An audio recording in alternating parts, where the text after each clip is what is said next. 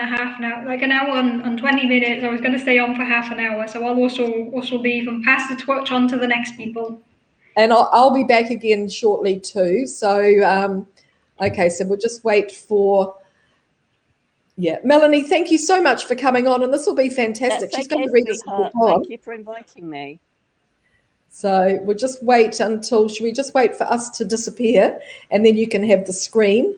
And Rita, if you stay on, and then that'll be really interesting. We've got the poet and the author. Yeah. Excellent. Okay, it was great speaking to everybody here.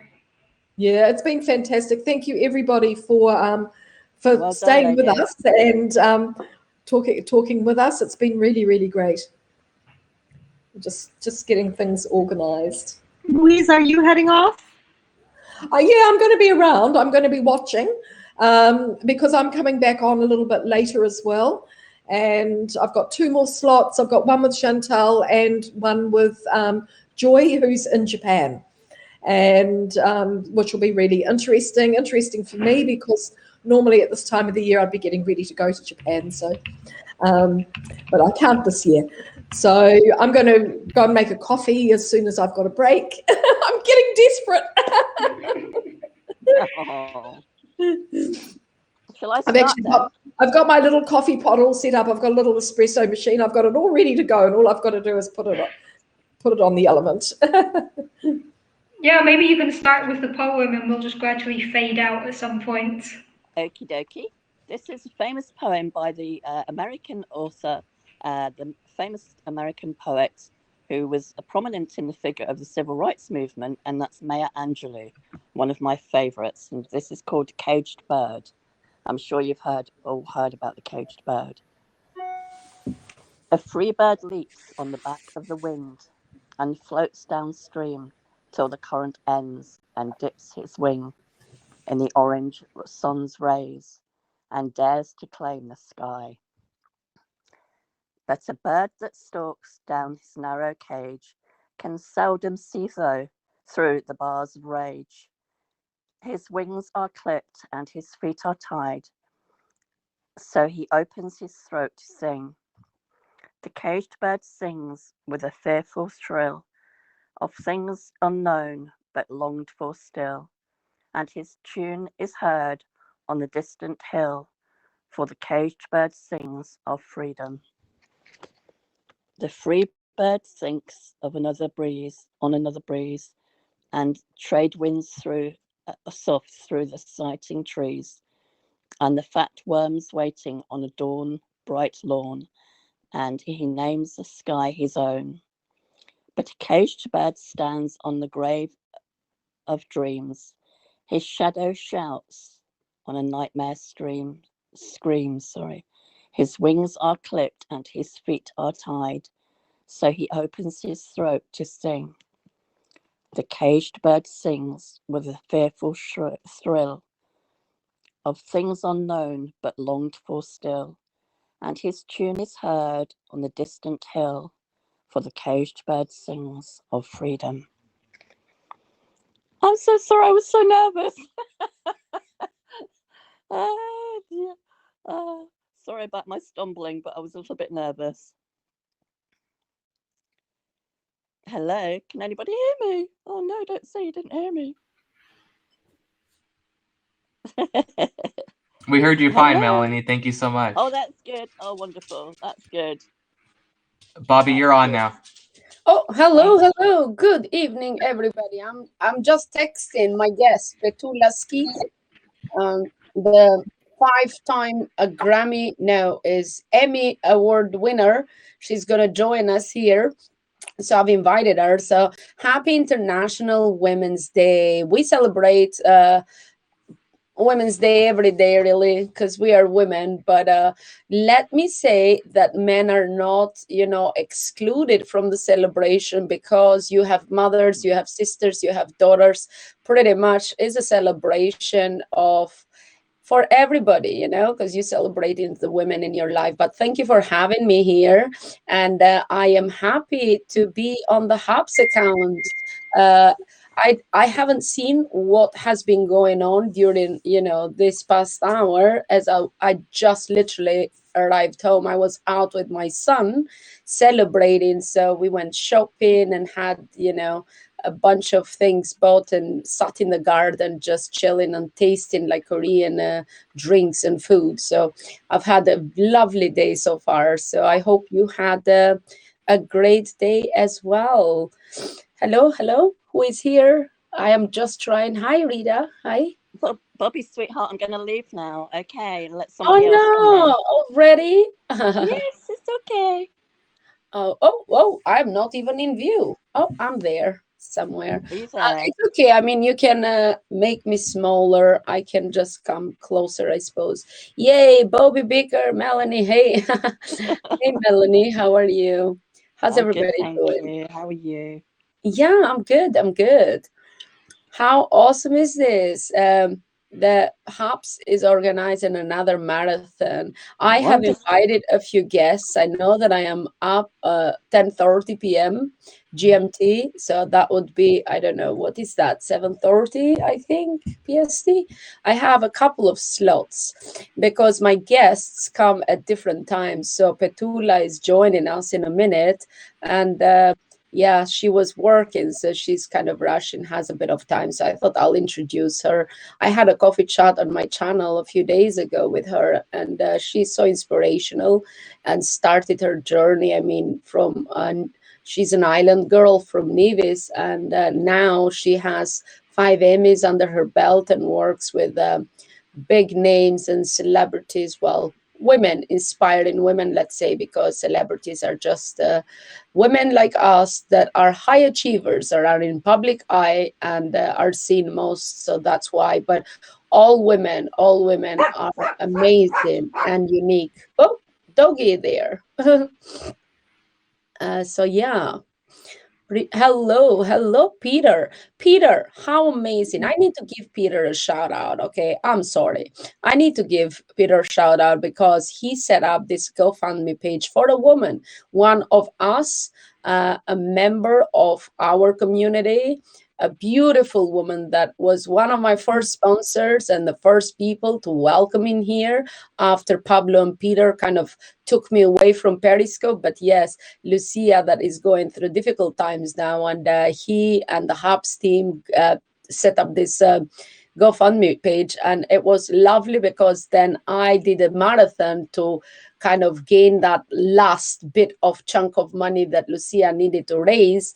And it's just beautiful when the community comes together. And I want to say thank you to everybody that joined forces and came in with your donation to help one of our family members, to just rest, don't have that headache of financial strains, and go there and focus on healing and get better. But thank you, Peter, you are amazing, and all the HOPS team, you guys rock. I mean, they're just so kind, and have shown it over and over to us, to all of us, so that's what I wanted to give a shout out, because this is the HOPS account, not my own account. I did all that in my account. But good evening. Hello, Eleanor, and happy International Women's Day, and happy birthday to you. Is Eleanor's birthday today. How awesome. It's like women and birthday at the same time. So sorry, I've taken over. Rita is just there sitting. Did I step on a conversation? No, Hi. it's just my first time here, and I'm still trying to figure out how it all works. But I am going to for doing the honors. Absolutely, Bobby. Good with her. You're doing the honors. Oh, your audio kind of gone, or is it Peter taking that off? I'm not used to not being director on a broadcast, having just somebody else direct. Pablo is big shout out to Pablo, and he's just amazing. He's always behind the scene helping us all, and everyone else who, yes, amazing, right? Oh, my sister is here. I thought you were, do you want to come up? I know she's coming at 10 o'clock, but yeah, my sister is here. She's calling students at the moment because is in Albania, actually. 8th of March is Mother's Day. So that's why I was out with Mother's Day. I celebrate 2 Mother's Day. So it's the British Mother's Day and Albanian Mother's Day. I don't know, somewhere there in the world, do you guys celebrate during the International Women's Days like the Mother?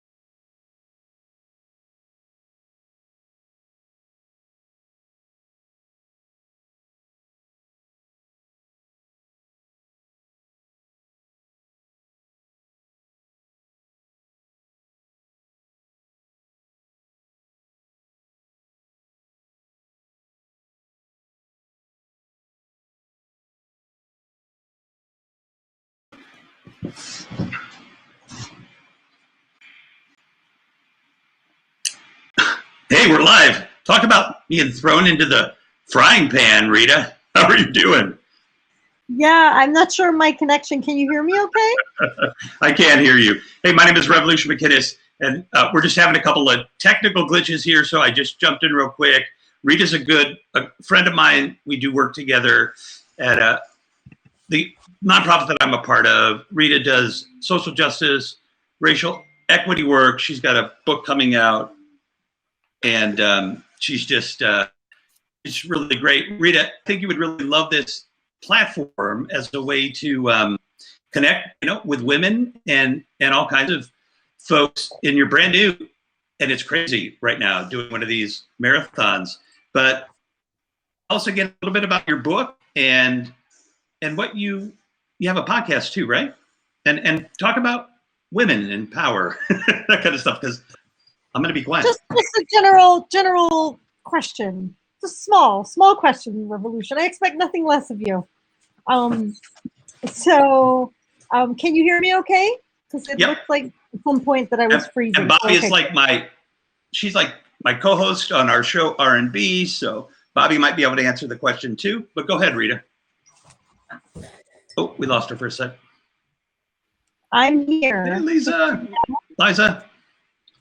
Hello, Liza. Ahead, Rita. Oh, Liza should come up here. Oh, Petula is here as well. Hello, Petula. We have another amazing woman right in here. I am so happy you could make it. Wow, you look so beautiful. I love that. So bright. Happy. Hello. Hi.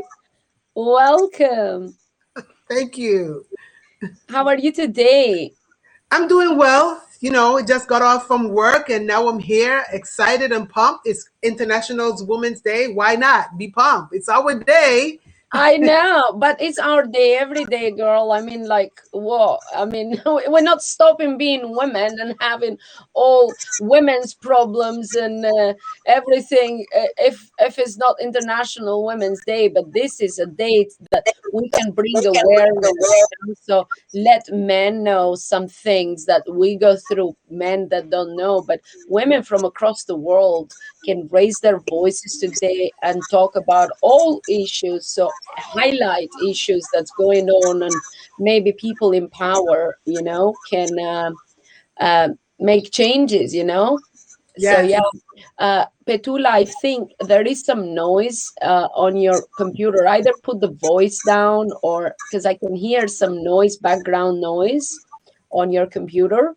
You're better. It's better now. Hello. Yeah, because it was like a background noise and it's distracting. You're looking very beautiful, by the way. And we have Rita here. And Hi, Rev. Rita. Hi. Hi. Nice to meet you. See you.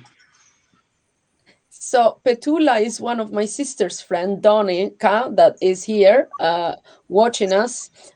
Even though she was supposed to call kids at school, she's here supporting. looking for it. What? Oh, okay.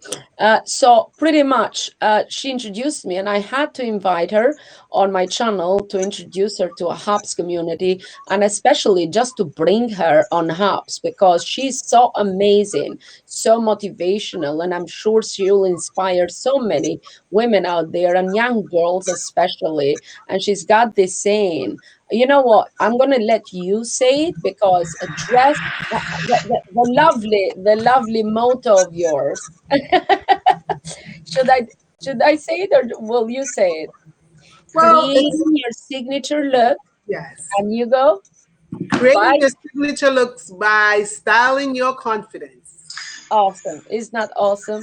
So yeah, she's you know what? Shall we go from there because I know some people didn't come during my live broadcast, and here we are.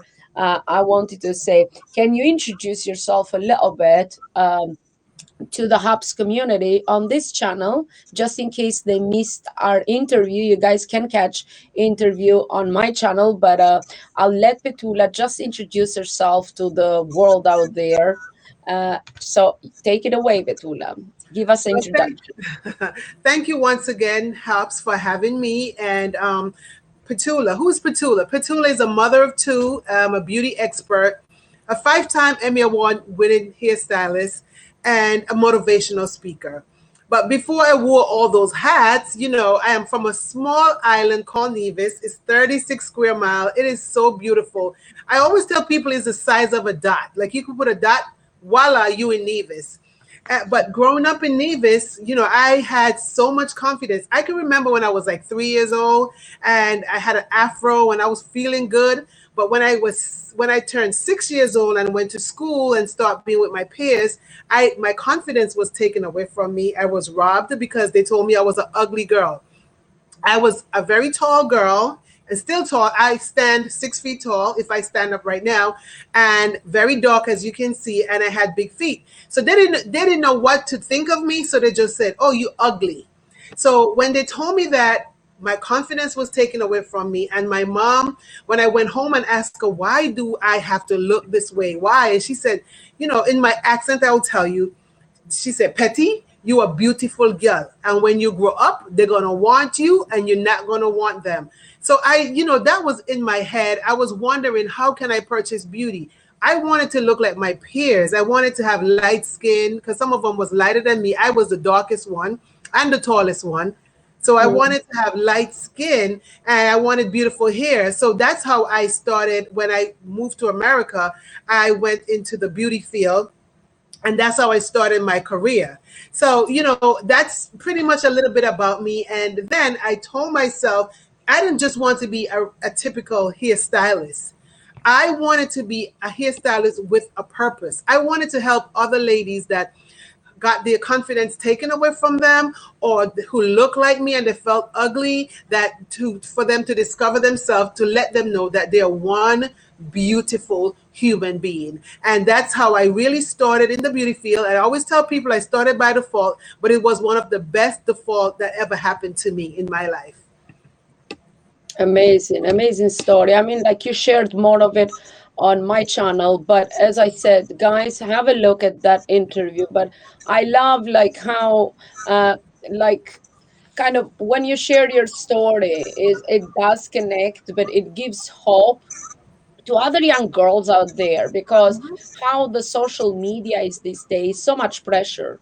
It's so much Very. pressure to look a certain way. We all like editing photos, and we are told that, that is from the magazines we see. Like, me and you work in the beauty industry, so we do a lot of that, the makeup and the glam and glitz, but behind the scenes, everybody is just a normal person. Remove all that makeup, we're just humans pretty much. So you put that, and people see the magazines, and the little girls, I mean, the teenagers, and they all want to look like the girls in the magazine. So it's up to us to set the standards and to say, hey, that is the job, and that's, but also to kind of put different types of women, not just stick thin this, now they are opening it up a little bit, but how it was, you have to be certain way. I mean, for Christ's sake, models have died from, starvation because they are told you're too fat. I know a model that I worked with. She opened her own, her own business then, but she's a big advocate and talks about how the designer told her to lose weight, and she was only size 6, and how much thinner could she get. So we have to raise that standard. We have to speak up that is not okay. It's being healthy is okay, and being acceptable how we look, because as we were talking, we are all unique. We have to shine our light. We have to let our uniqueness shine and our personalities shine. We don't have to feel, this coronavirus pandemic has kind of worked for well, it is bad, but it's also good, because in some ways we have let our guard down. We are like comfortable. I have my biggest investments is loungewear and like pajamas. I'm just in pajamas all day. I would put a top on top. I mean, today I am dressed. I have a pair of jeans because I went out with my son. But, we're not really caring. We're just being us, that's it. And thanks to, like, you have audio only kind of apps now as well. You just talk to people and connect. But we want to make that to raise our voices and share our stories and our backgrounds, where we come from, because we kind of, have we keep it to ourselves. And I'm so happy that you speak up. I love Caribbean. I lived in the Caribbean, and being an island girl and so tall. I mean, people must have been a bit jealous, to be honest. When you see something good or great, you fear the greatness, and you have to put that greatness down. So, to kind of get their confidence down. But I'm so happy you kept up, and Mom, urged you, and you got there. But how I see it was your calling from the story you shared. I like you to share a little bit of the story, how you got into the makeup and working for Robin as well. So if you talk a little bit about that, because it's fascinating. She's like thinking it and it comes to life. Yes, I mean, that story. So basically, I shared with you the beginning of my journey into the beauty field. So after I graduated cosmetology school, I started working for myself in the local community, helping young ladies that look like me. And like I said, if their confidence were down, build it up. But I wanted more for myself. And I got 2 children, and I was like, now it's time to get to the next level. So, being from a small island, 36 square miles, I grew up without electricity. So I never really watched television, because if you don't have electricity, you don't have a television, right? So, so I was watching television one day, and I wanted more for myself. So when I was watching the television, I saw this young lady, and I said, you know what? I would love to do hair for a celebrity. But then I started having that conversation within myself, that conversation, you be doubting yourself. And I answered myself and said, no, you don't look like a celebrity hairstylist. And that was fear talking. But anyway, you know what I did? I uprooted myself, and I went to work at a salon where I can get the experience to work with a celebrity hairstylist. Because I believe, right, when preparation meets opportunity, you have success. So basically what I was doing, even though I doubted myself and told myself that I couldn't do it, I went ahead and prepared myself for better. I did not know where I was going to end up.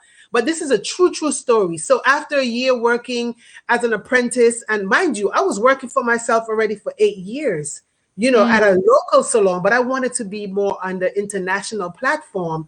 And about a year after, I received a phone call from one of my girlfriends, and she is a celebrity hairstylist, and she asked me to assist her with one of her celebrity clients. And then I said, you know what? Okay. I wanted to say no, because I already talked myself down and saying like, oh, I don't look like a celebrity hairstylist. But I said yes. I did it afraid. Like the Nike's commercial, just do it. But I did it afraid, right? And when she told me who it was, I wasn't sure of who it was, because like I said, I don't watch television. But when I looked at the television the next day, lo and behold, it was the same person that fear told me no a year ago. It was the same person that I wanted to work with. And that was none other than the #1 news journalist in America, Miss Robin Roberts for Good Morning America. Amazing. And there's where I earned my 5 Emmys by working on the news channel. So, you know, I always tell people that I turn my adversities into assets. So sometimes, you know, when people putting you down, you just have to keep pushing forward and you can turn it into the best thing in your life. Yeah, definitely. And you shared the story. You know what, you're speaking now, and the hair on the back of my neck kind of rose. It is touching, because it's like you kind of beat all odds, but you also wanted it, you visualized it, and it worked, and everything you've wanted, it has happened. And because you're sharing the story of the Great Wall of China, and that was so funny, but there is a pattern there, and that's what I said. You have to do this, continue doing it, because for you it works. Your angels are looking, upon you, and it's so good. I'm all about, Bobby, I'm all about speaking life. You have to give life into anything that you want on this earth. Whatever you put out is going to come back to you. They always say karma, and I believe in karma. So whatever you put out, if I want something right now, I'm going to speak it, I'm going to sing it, I'm going to believe it. And eventually, some way, shape, or form, it happens. And sometimes we get upset with ourselves because we think, oh, it's just not happening. It's not our timing. But you just have to be ready when the time comes. That's why I always say you have to prepare yourself, because you never know when that opportunity is going to arise. Exactly. Yeah, so it's all about, putting it out to the universe and let something happen. Yeah, that's what I do. I mean, like anything I want. See, I've had that since I was little. I just visualize it. I put it out there in universe. And like my hubby says, you got the luck of the devil. I say, no, I got the angels and God looking after me, because everything I've ever wanted kind of just comes to fruition, because I think it, I believe it, but I speak it. I say, okay, God, I need this now, and I know it's gonna come. So I believe it's gonna come, no matter what it is. I don't know how, but I know that God works in mysterious ways. Oh yes, and it just comes to me. It's just so funny. I was like speaking to Donna until 3:30 in the morning, and we were sharing all these stories and things that how lucky I am. And I know I'm lucky, and I know I'm loved. God loves me. And she says, it's because you are the angel of peace. That's what my sister calls me. I am the angels of peace. And she sees that. I got the white light, apparently, the angel of peace. And I don't know, but yeah. Oh, I'm listening to you, girl. Yeah. Oh, yeah, Donna is here as well. But pretty much, I just speak it, and opportunities, when they arise, right? We think, God, why are you not sending me? God is sending you opportunities all the time. We just need to open our eyes and grab them, because when sometimes you're reaching for the sky, right? You thinking of the big picture, but you have to take those steps to reach the baby steps. Right? So smaller opportunities gonna come your way. So I think that's how I am. I would grab them, because they're gonna take me to my final destination. So by grabbing them, I know that, it's going to take me through the whole alphabet, A, B, C, I might skip some letters, but I'm going to reach my destination no matter what. And that's why when people say, oh, wow, but from your upbringing and what you've gone through, and you are so positive, and you are like achieving so much, and but you already have a big community. No, I've worked hard, but I took baby steps. And I teach people that. I say, don't ever doubt yourself. Just do whatever you do, be true to yourself. Yes. Be passionate of what you do, because people feel that passion. People feed of your passion, and your truth. When you speak truth, you always gonna go forward. Don't be scared of raising your voice, of sharing your story, because we have that fear of being judged. And we were talking about that when, our pretty interview. And when you said to me, once I stopped that fear of being judged or what people gonna say, and from the island, because we come from smaller places, then you were free. You said, boom, I was born, right? So that's how I see it as well. And we aligned there, and I love your story. And I am like proud to know you through my sister there. Thank you, Donna, for the lovely introduction. But she thinks so highly of you. And I know why, because now that we've spoken a few times, you are like a light, a beacon of light for many, many. And I hope that you do broadcast on Hubs and share your story. I know that you will, though, and we're going to do the beauty kind of section, and you're going to motivate people how to dress their confidence, to style your confidence, style in their confidence, because yes, a lot of women, they know it all, they have it all, but they lack that confidence and that push to take the next step. You know what I would like to share as well, because, I work with celebrities each and every day. And the sad thing is they look at celebrity like, oh, I want to be like this celebrity or that celebrity. Celebrity, it's a title. It's their job. That's what they do. But in order for them to style their confidence, they had to sit down and dig deep and find out who they are from within as well. And if you're trying to be like someone else, then you would never be able to discover yourself.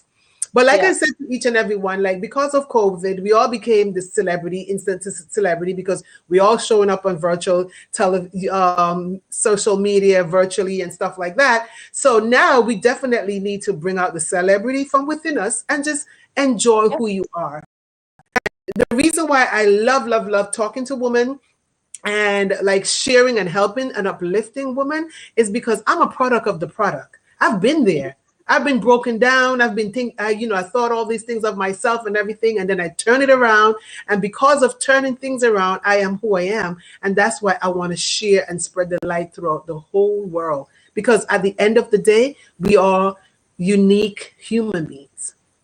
Yeah, each one of us, there is not two alike, no matter what. And I agree with you. And I never been kind of phased, because I work with celebrities, and most of the time I have no clue who they are because I don't watch TV. I'm either Periscope, Hubs, I sometimes I feel bad, because it's like, if you're working with celebs, you should do your research, but I don't care. I do my job. I just leave.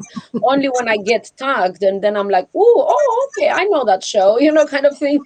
But I'm not phased, and I never been all my life. I never been like, oh my God, going crazy, because how I see it and what I tell everybody is just because they are there, because they are in the public eye, more visible. That's why they have a name, but you can do it too. I mean, Hubs is the best place. You can become your own celebrity. We are all celebrities.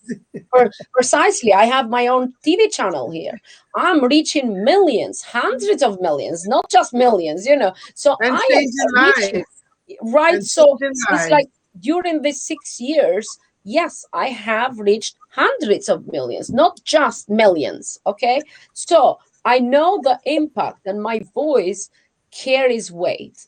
I am sharing my voice. I'm sharing my stories. I make people laugh. I make people cry. We share our life stories. And that's how my coffee chat show started, because they just loved it. It's down. Let's get down and dirty, or share, talk about everything. So that's what we do, We're like with our friends having a coffee. But now with Hubs, it changed a bit. It's even better, because I can share this broadcast in more than 6 platforms, right? I can even add 10 pages or groups. And I'm on YouTube. I'm on Facebook now. I'm on Twitch. I'm on Periscope. I'm on Hubs. I'm on Twitter. So everybody will be able to see. So this is your own TV, pretty much. All you need is a channel, and share your stories, raise your voice. You have something you believe in, raise awareness for a cause, for whatever you want to do. And this is your own TV channel, pretty much.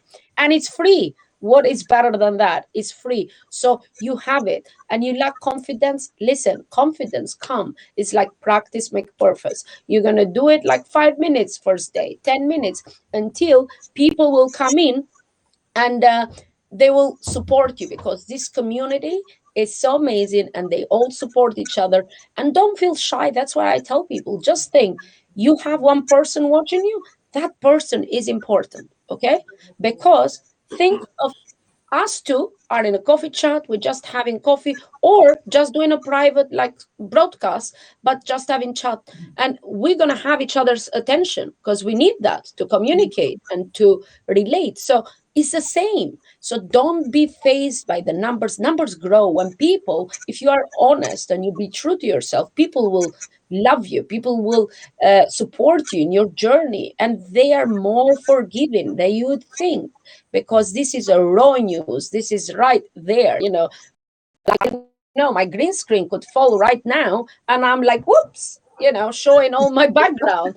And this is, people love that. That's why they love the social media. But as I said, now you can be your own personality, your own celebrity, your own TV station to raise your, awareness. Your awareness, yeah. Talk about anything you want, pretty much, because you have the opportunities.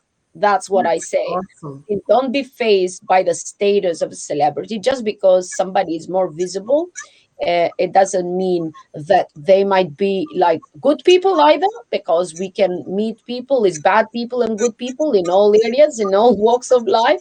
But how I see it, like, I have a platform. I try to help, because I've built this platform from ground zero, from having 1 and 5 people watching. Now I get 50 and 100,000 and 200,000 people watching, So pretty much I use that because now I have gotten there.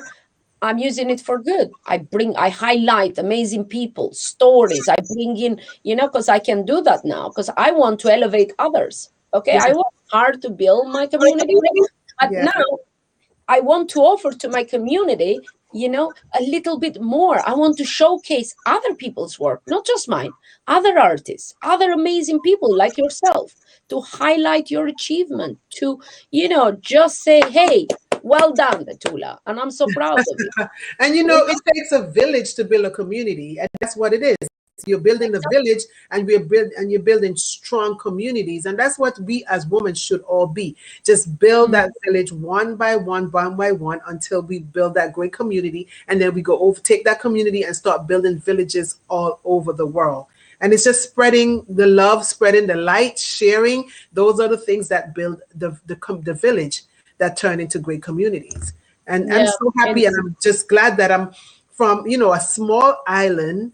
It's very small, but it's very, very beautiful. And if anyone wants to go there right now, you can go for a staycation, because I call it a vacation, meaning you can work and you can have a vacation at the same time, because of COVID. But just because being from that small island, I've learned to be so humble, and to know that, I forgive my peers, because they didn't know any better, society said one thing, and when you're from such a small island, you just figure what you see, or what they're saying, what the masses are saying, you run with it. And now I was able to get out of that island and be able to educate myself and learn more about what is beauty. Beauty is not about hair and makeup and accessories. Beauty is a gem that lives within you, and you just have to uncover it and just make it shine. And I was able to do that, and that's what I do. I just spread the light all over the world to help ladies who are in those areas that need the help. Yeah, uplifting each other, not tearing each other down, because sometimes us women are very, a lot of women, very catty, and we like try, because I see that happening all over social media, tearing each other down, and like, oh, she's too fat, she's too thin, her hair looks like that, her teeth, we have to stop that. We have to uplift each other. We have to kind of push each other and celebrate that diversity, because we're all unique. It has to start with us also, being kinder to ourselves, first of all, because unless you love yourself and completely accept yourself with flows. Love your flows. Yes, I love my love handle. Yes, I love a little bit of wobbly, tummy. I don't mind, because that reminds me I gave birth to a beautiful, beautiful, amazing son. So that is my journey, and it's like getting wrinkles. I would love my wrinkles. Why not? Because I laugh a lot. It shows that I've enjoyed my life. My sister always says, because she's a dermatologist, because I have a couple of, it's not like it's a frowning line. I never let her touch, because I'm scared of needles also, but I never let her touch my face, right? I only use creams. I love my frowning lines, because first of all, I'm an expressive person. I'm like, oh, with hands. But yeah, I frown if I'm like looking like what, or if I'm laughing a lot, of course I'm going to have my wrinkles. And pretty much, I accept myself with all the flows, with everything. And I talk about my flows. People laugh. Oh my God, you're just talking about what I was thinking, but I can't say that. Why can't you?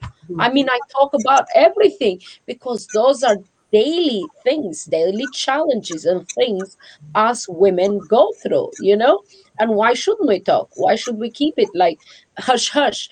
Because by us talking, we make it normal. We make it the norm to talk, or about mental illness, or about anything we go through. Because by us talking, everybody else will talk, and it's all gonna become like, hey, let's go pop to the shop and buy some bread.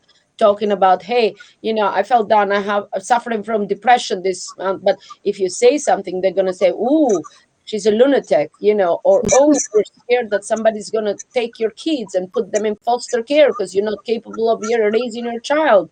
So a lot of women don't go get help, for mental illness. So it's a lot of work to be done, I think. What do you think about that? Well, there's a lot to be done. And, I was just, while you were talking, I was just thinking, because I looked at a comment and someone said they used to run a place for a homeless shelter for 7 years, and they used to go out and teach the ladies how to dress. That was really, really good, because for me, I did my charities Uplifting You. Like, I love to uplift people. And what I've been doing, I've been helping young ladies who are incarcerated, the teenagers pretty much. And I go in, and I did it a whole year. I went in and I teach them how to style their confidence, because I wanted them to know that they're not alone. While they're incarcerated and waiting to come back into society, I teach them how to have a presence in the world, because maybe no one never really helped them out.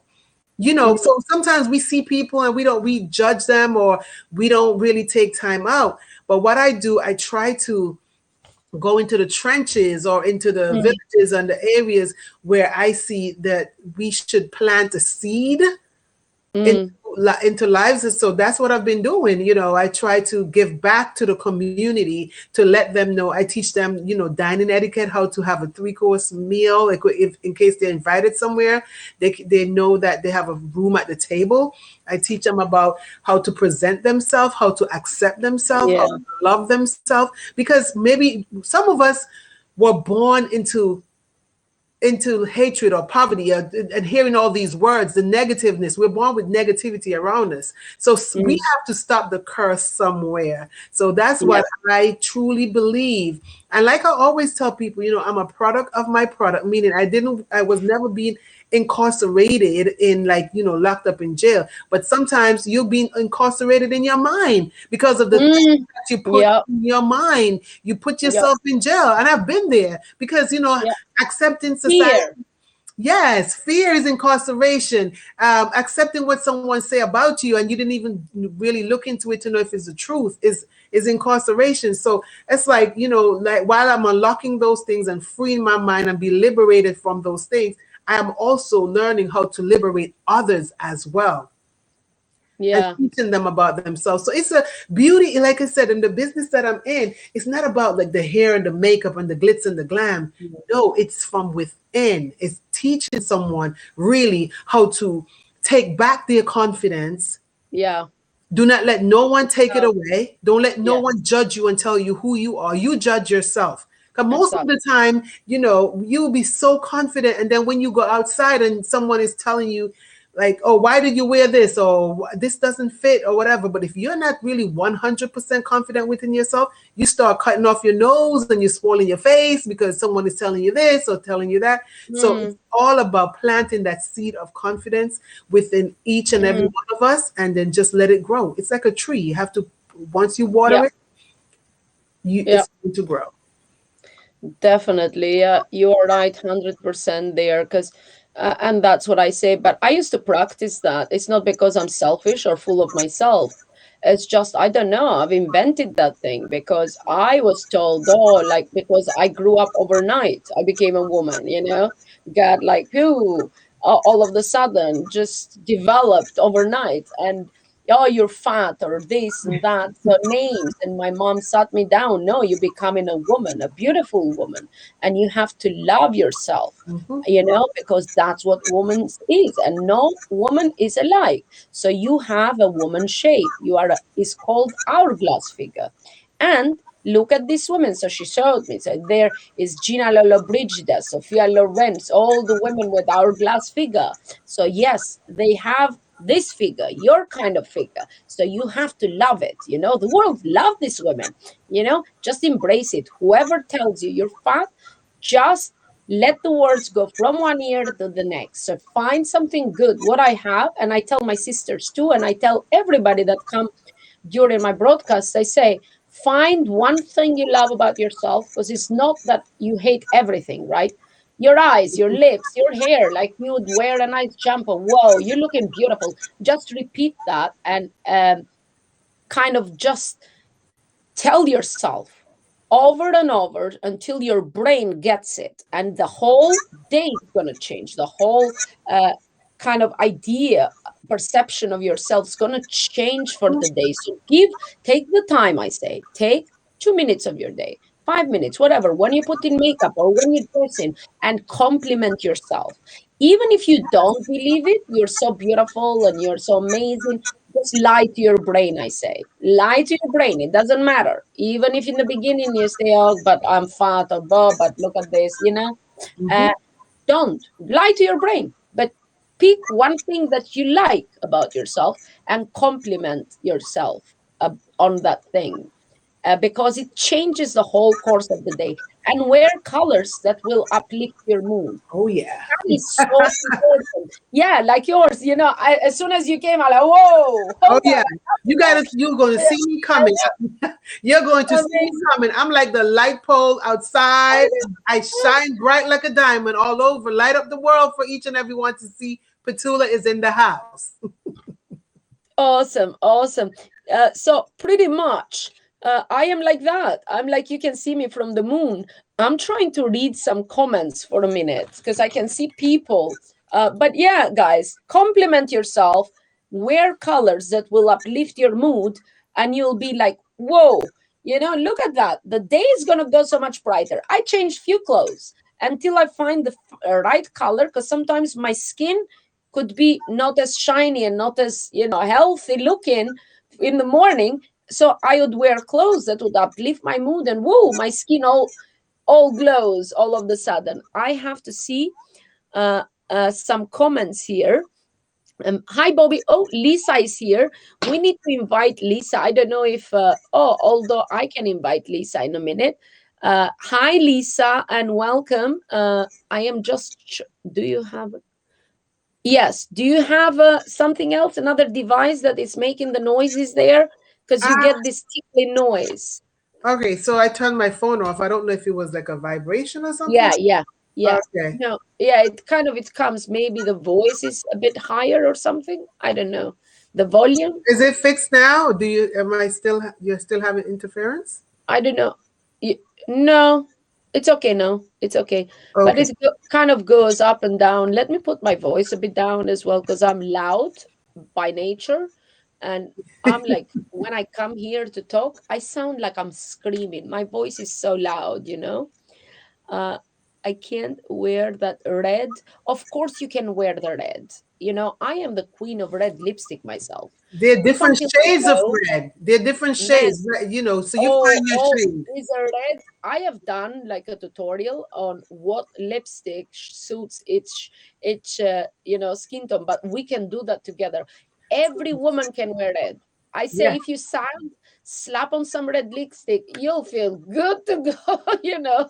But yeah, you have to find the right shade of red for each skin tone. You can rock red. Anybody can rock red. Okay. Yes. What do you think? I love red lipstick. I'm the queen of red. I mean, like my logo has red lipstick and big hats and big glasses. So I'm always, I love red lipstick pretty much. Uh, there you go. You wear cherry red. That's awesome. But then again, she's like vibrant right there. Mm. I don't know how much time you have. Have I kept it too long, Petula?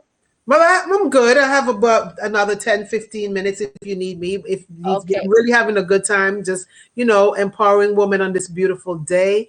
And let's not wait until March 8th for the International Women's Day. Like, you can create your own International Day. Whenever you feel international, or when you every day should be Women's Day, because we are mother every day. We do work every day. We show up every day. So celebrate yourself. Don't wait for anyone to say it's time to celebrate. When you feel like celebrating, celebrate. The best time to celebrate yourself is when you're feeling down. You're feeling down, but just celebrate.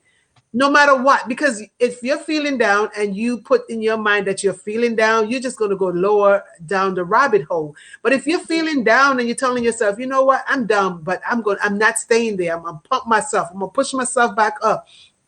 You're helping yourself. So just learn that you should celebrate. Don't wait for someone to tell you it's a day or it's a moment. You create it for yourself. And that's what I do pretty much for me. Christmas comes whenever I feel like it. Like my birthday comes whenever I feel like it. I celebrate myself whenever I feel like it. Because, in this day and age, especially what we're facing in this, COVID, and today is something and then tomorrow is the next. We don't know how long we have here on this earth. So why not celebrate the moment? Celebrate it. So right now we're having a celebration and I'm having a great time. So once again, thank you, Hops, and thank you, Bobby, for having me, because it's all about a celebration. Awesome. You know what? I can't wait for you to start your channel and uplifting other women. Well, I'm sure men too.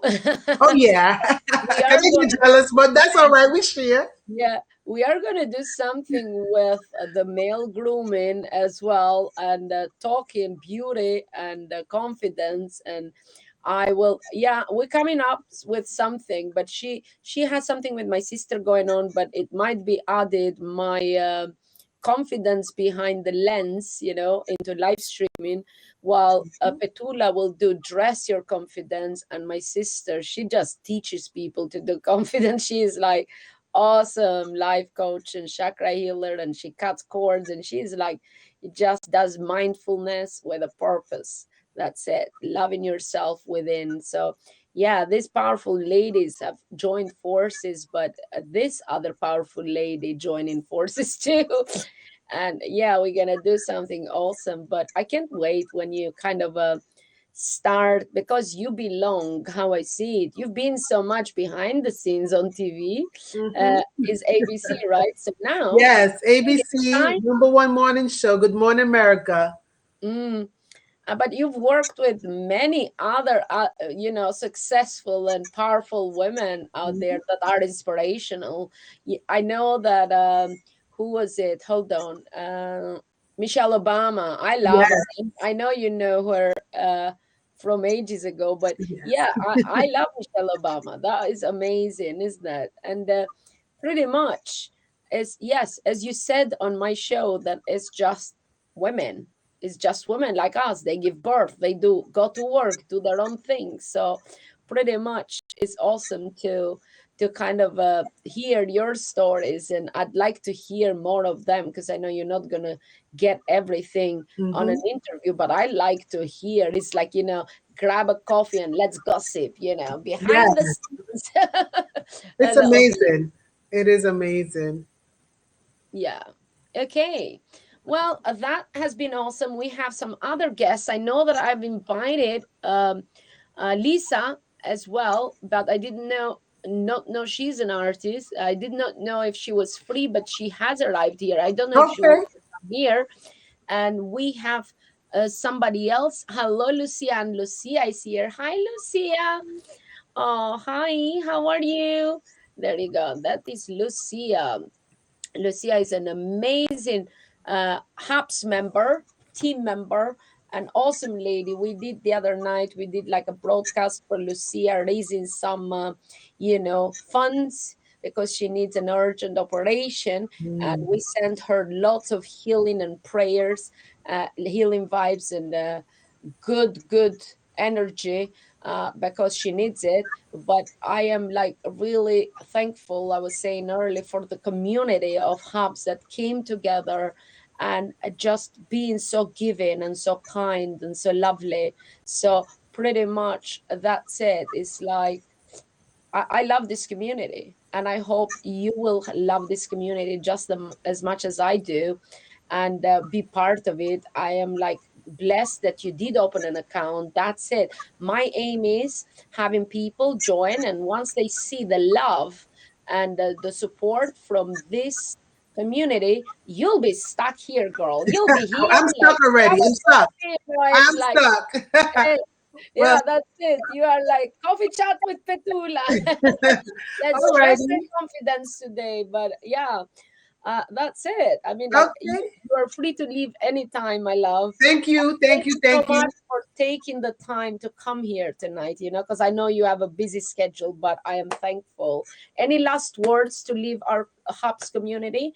Please feel free to go now.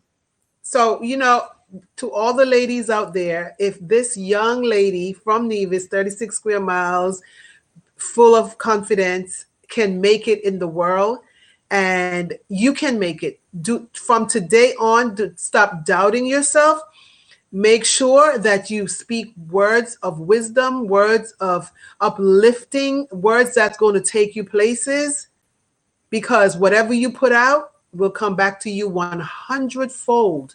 So if you want it, speak life. Okay, so thank you once again. And I'm speaking life to Harp right now, that I will be on your platform sharing and giving tips and tricks and just building women from all over the world. And I'm putting it out there from my mouth to Harp's ears. Thank you so much. And thank you, Bobby, for having me. Thank you. Thank you, Petula. Have an amazing day ahead. And hey, happy International Women's Day. You are one amazing, inspirational, motivational woman that kicks ass.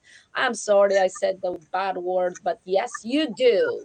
All right, take care. Girl, and I look forward to catching up your broadcasts here on HUBS. All righty. Bye-bye. And here we are. Hold on. Hi. Yes, she's amazing, guys.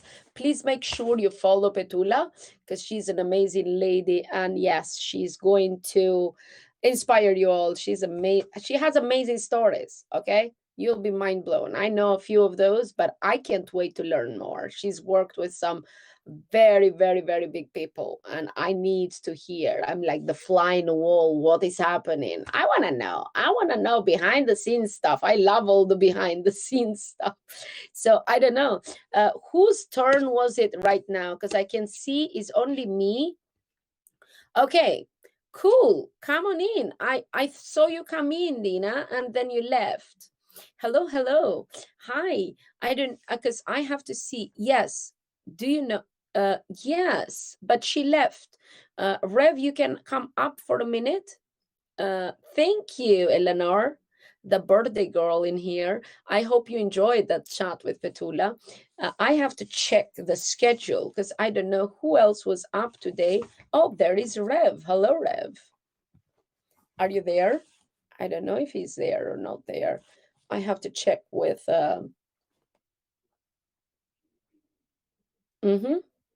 Okay.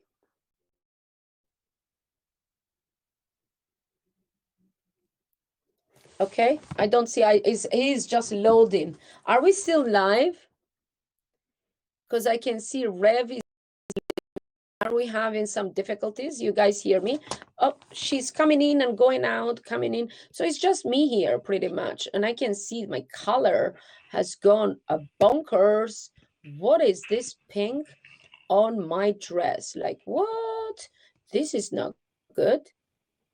Whoa, this is not good. I am Hi, like, Bobby. hello, you are here. Let Yeah, me just bring you up. I mean, like, Yeah, happy to be I here could- again. yeah, I could see you there. Hold on a minute. Let me put you on number 1 there. And I get myself small. I can hear you good. Okay, that's cool. I much prefer the side-by-side view where it's like we're both on equal footing. I know. I also have another lady. I don't know if she left. Lisa left or what? Because I wanted to invite her here. I kind of chatted to her, and she's very amazing lady as well. And I don't know the schedule. I have to open the schedule so I can see who else is here. But hi and welcome. Yeah, good to see you again. We seem to be coinciding in quite a few broadcasts these days. I know, it's a call-in. I think we should, it's because I'm curious, you see, about the universe, and I need to learn. However, last night I had dinner, and just before you guys ended your broadcast on Rev's broadcast, I kind of fell asleep, and I'm like, open my eyes, and it was 1:30 in the morning.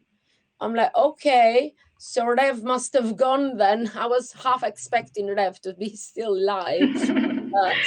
Lisa is here. One sec. Lisa, would you like as well to come up or what? Because I kind of had you invited, but then didn't put you on the list there. Rev, could you invite Lisa? Are you here with us or no? He's not here. I don't know. I'd like to invite more women on stage. What do you think? Yeah, just in the comments, Angela said that she's willing to come on board as well. Full transparency, that is my mother, and I'm very happy if she joins us. Yeah, Lisa. Okay, hold on. I mean, because I have to do the schedule. I think on the schedule there were people listed at 9, but I can't remember if anybody was listed. I know that I have a at 9 schedule o'clock my at time. 7:30, so it's my schedule. It doesn't matter because you see, all women should come. All women should come because pretty much we kind of have to celebrate each other. So whoever wants, I mean, like Angela is here. Oh, okay. Oh, hold on. Who is Angela? That's my mother. You? Huh? That would be my mother. No way! Amazing woman. If we can get her on broadcast, that would be great. Yes, awesome. Well, get your mom in here. Rev, are you here? Rev is gone again. Hold on. Angela, hold on. That would be cool. Yeah, the more people we get in here, the better, right? The more the merrier. Oh, I can't. Hold on a minute. I don't know how to.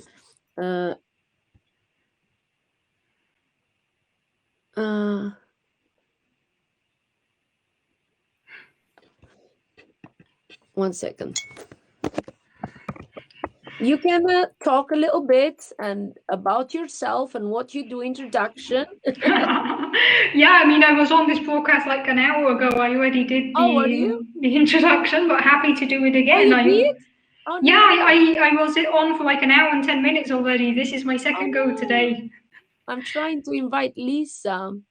But yeah, for anybody who didn't see me the first time round, my name is Diana. I'm a theoretical physicist and I specialize in cosmology, which means that I study the universe, the contents of the universe, kind of everything going on inside the universe. It's a super, super fun topic. And I joined HAPS to be able to share my passion for the universe with everybody and answer any questions you people have about the universe. And I'm really, really happy to be part of such an amazing community. I've only been on HAPS a couple of weeks, and I've really seen that there's just such an amazing community here. People are standing out for each other and helping each other out, and it's just such a nice place to be. So I'm really happy to be on HAPS. I'm very happy to be joining so many amazing women on this broadcast today. I really like your pink background, Bobby. You're very pink. Oh, thank you. It's to go. It's because we're in hubs, right? I'm using the hubs colors. Yeah, it's a good thing to do, using the HAPS color. I know. I am all there. Sorry, I'm just sending a message to Pablo because I can't seem to invite Lisa. And I've invited her from. I sent her message on Twitter, and she's here, but I can't seem to invite her here. She's invited. I just invited her. Awesome. Hey, where are you joining us on screen? Lisa, Well, you no, are I'm kind of directing. That's nice. Directing in the background. You can come on screen though, because it means that we are being inclusive, you know, and I like well, there you go. I'll be right there. Now, just in case Lisa does not know how to enter a broadcast, I need to tell her.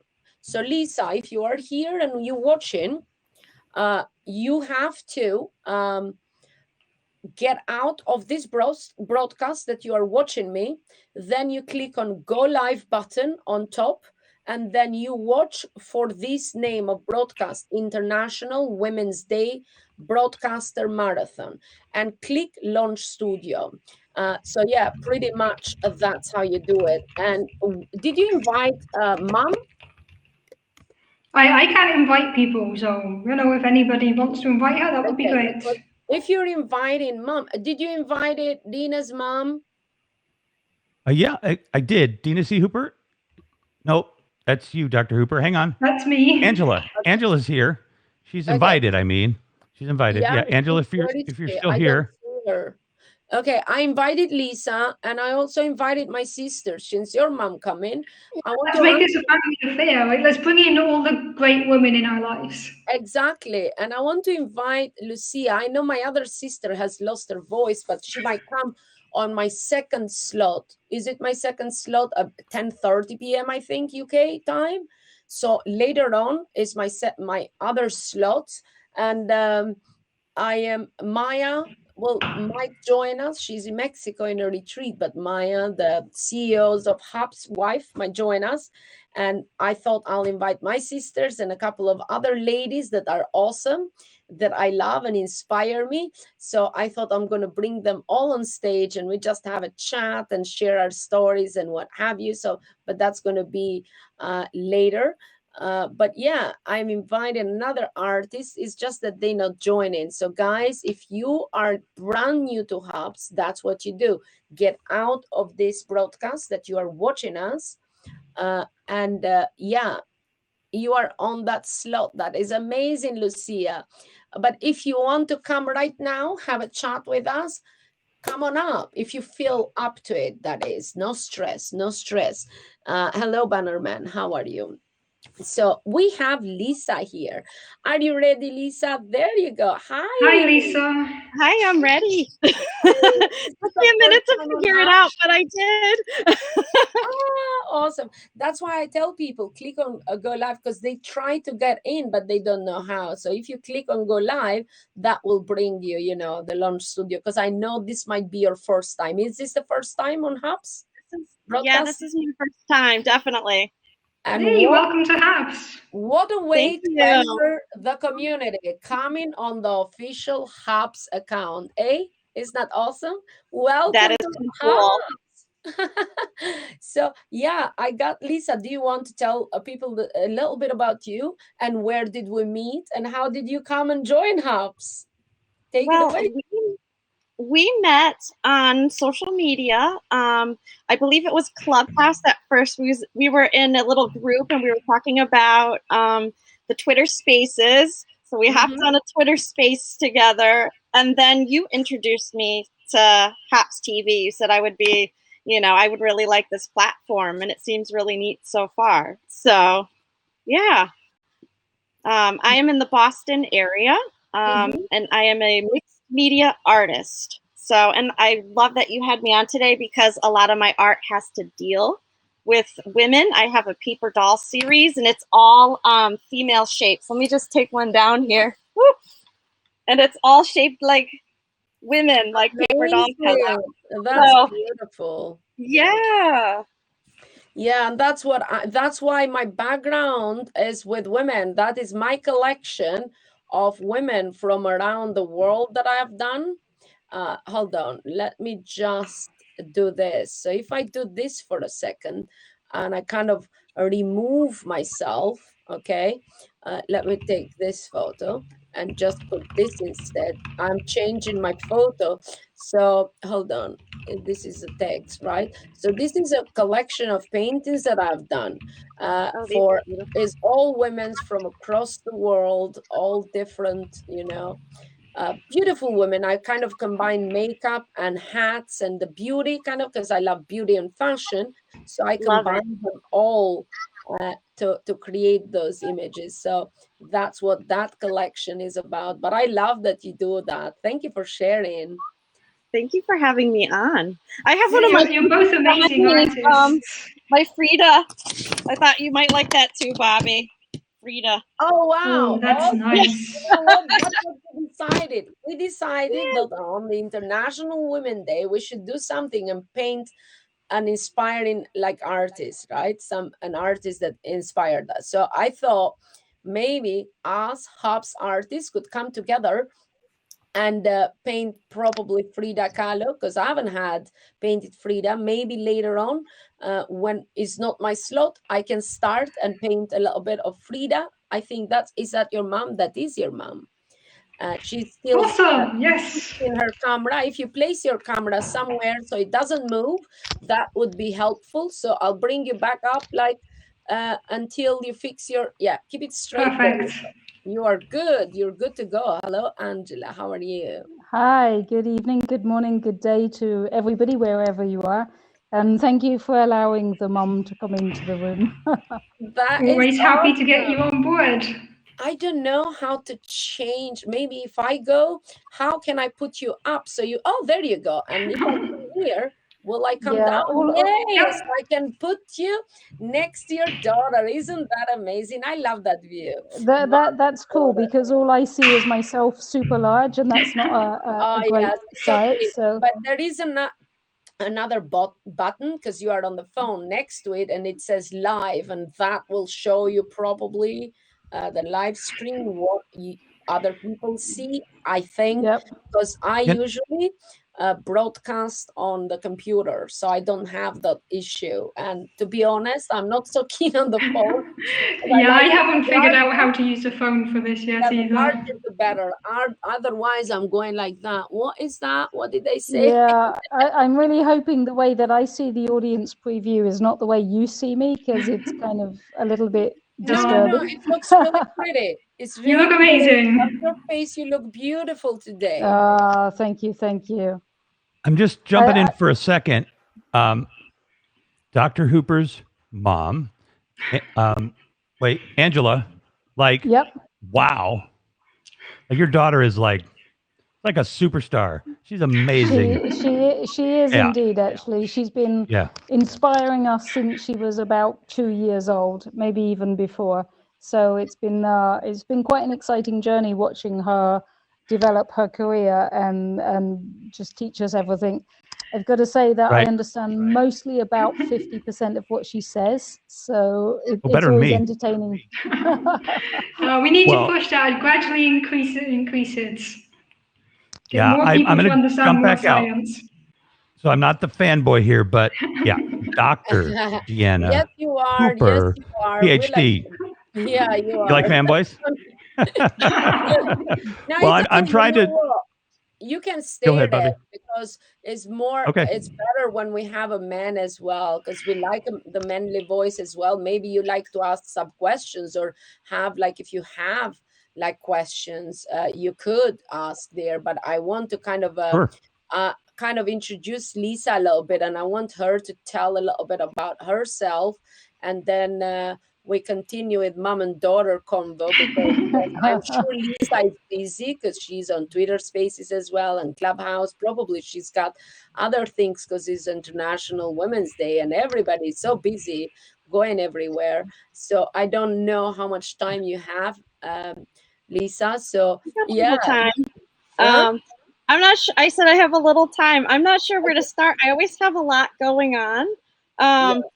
I start one thing and then I get excited about something else and I'll start something else and then I'll start another project. So yeah, on the spaces I'm trying to bring artists together. I know you do the same. I love artists. I love talking with them. I'm also a real estate agent. I got my real estate license as part of, and that kind of inspired me to get more on the business side of art as well. Yeah, and I've been painting my whole life. I was kind of a weird kid. So, that was like my thing that I could do, that made me happy. And the women paintings that I have, my paper doll series, I have different series going on, but that was inspired by being a mom and having my daughter, and it made me think about what does it mean to be female? What does it mean to be a woman? And I really didn't think about all of that before. I didn't really, until I had a daughter, and like, what am I raising her to think about? What am I raising her to be? Am I giving her gender stereotypes? Like how do I raise her, to be open-minded and accepting and powerful and a strong female, So that's kind of like a journey. And I make all these, back here, I have tons more, and they all go in like patches for like a patchwork quilt, because that's amazing. Yeah, in American folk art, that would tell the story of a woman's life. They would do her wedding dress and make it into a quilt. They would do, baby clothes or whatever. And that really like intrigued me. And so I kind of making my own stories or my own quilt. So yeah. Yeah. That is it. It does shift a little bit, doesn't it, when you become a parent? And like yourself, I'm very I'm like a happy kid. I get so excited. Oh my God, new project, I must do it. And I leave that, and then I do get back though. But pretty much I love I just get excited very easy. And being a mom, it does change that kind of it shifts a little bit the way you do things. And I love creating with my son. I did so much art. I've done all his artworks. I mean, I started him when he was 6 months old. As soon as he started sitting on his bum, you can't wait for the kids to just sit. I used to put like plastic sheets on the floor and give him custard with food coloring. Okay. Right. And give paper there so he can make hand marks. I still have them upstairs. They are all stored, but I also made photo books of everything he's done since baby. I've saved everything, and I've done big photo books and saved all these artworks, right? And I have boxes and boxes of stuff, but I love like creating with him. And he's got many artworks, although he does not want to share and show, but his room is full, is like an exhibition. And I used to do like artworks with him. So he would make scribbles, and then I would go and we create together. So then I would make like different figures and I create something within his scribbles, or sometimes transformers, and he would scribble, and then I show him that, hey, your scribble, mommy can turn it into a transformer, or whatever he liked at the time. That's what we did. But yeah, pretty much. Yeah, I do the same. Some of my paintings are actually scribbles that they started, and I would fill it in and I put my paper doll shape. So it's kind of like a collaboration with both. I love it. Yeah. Do you feel like being a parent makes you more creative in some ways, because you see the way they're looking at everything with new eyes, and then it's kind of neat. Yeah, definitely. Well, thank you very much though for being here and coming, introducing yourself to our Hubs community. I am glad to have you here, first of all, and I hope that you'll join our artist show, because we paint along, as I said. We are a beautiful bunch of people. We have an Instagram group as well that we come up with ideas, and we schedule broadcasts, and we paint along. So you paint in your style, I paint in my style, and showcase. So it's becoming really good. So I hope you can join our artist group and start sharing your talents and your vision with the world, showcase your work in the Hubs community. But for now it's Chantal's turn to host, and me, I am going to go out of here, this broadcast as a host. Thank you, everybody, for watching. Thank you, Lisa. Thank you To for get having me. out of this broadcast, you can just click the little phone underneath here that says exit, and we can exit together this broadcast. Thank you guys for watching, and I shall see you later. Hi, Chantal. Good to see you again, Bobby. Hi, Louise. Hi, and bye-bye. Thank you, Bobby. You did a wonderful job, and a happy Women's Day. Thank you so much. And also, I see the wonderful mom that was inspiring her daughter to go on these great studies. Absolutely. Now I just heard that Rev wants to ask 1 or 2 questions before Louise and I gonna continue. So Rev, take the mic. Take it away. Oh, we can't. Wonderful to meet you. Now you're back with. Yeah. So, Deanna, I think I was just kind of curious about what it was like when your bedroom was messy.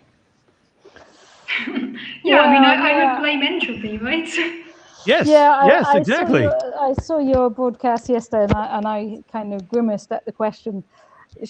When you have intelligent kids, it's probably a parent's worst nightmare, because you can't reason with them. You can't do the parents thing of because I said so, because they will come back with very smart answers.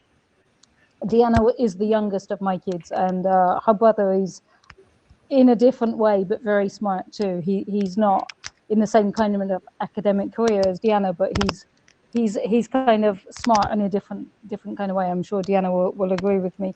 And arguing with either one of them was just too much trouble.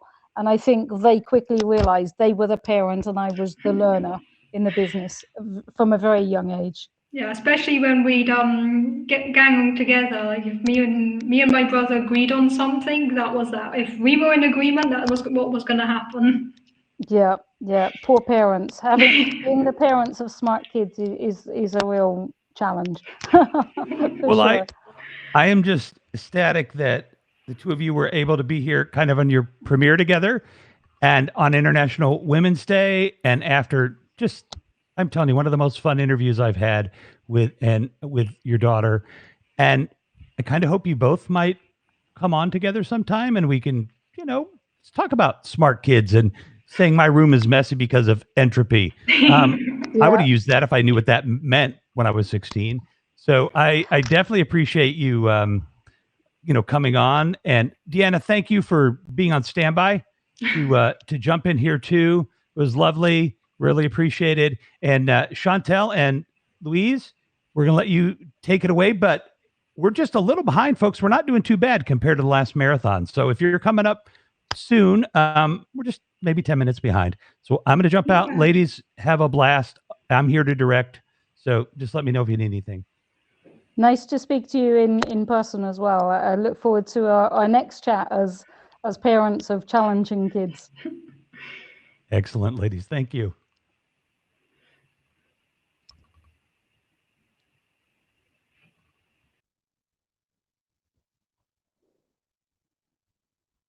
Oh, no sound. Oh, there we go. No sound. We're okay. We're okay, Louise. Well, they're 10 minutes behind, which I know that we have a very prepared group after us, and we're not allowed to announce too much what they're doing, but it's about bad girls. Prepare it. That's great. I think we should maybe cut ours short by 10 minutes and then let them go, because let them go on time, because we already had our little turn, and we can cover a lot of ground in 20 minutes. Exactly. I'm feeling a lot more human. I've had my coffee. and you have your beautiful red lipstick, Louise, especially for this day. For this day. So so it's good. Yeah. Oh well, this has been fantastic so far. I've been able to watch most of it, and I've really enjoyed it. So thanks to everybody that's already been, and looking forward to so much more to come. Exactly. So how many hours are we in here now? Like it started for me at 6, so it is 3 hours and 10 minutes. Yeah, 3 and a bit. Yeah. But I think that this is like the kind of nice idea with doing this like marathon that also the hosts are getting taken over, because it is easier for the I think for the host if they change, because there comes also a different energy, and then they can come back, and so they it's a lot of fun to see other people. And I think it's a great chance to meet a lot of new people as well. Just even Melanie popped in for a few minutes and read a poem.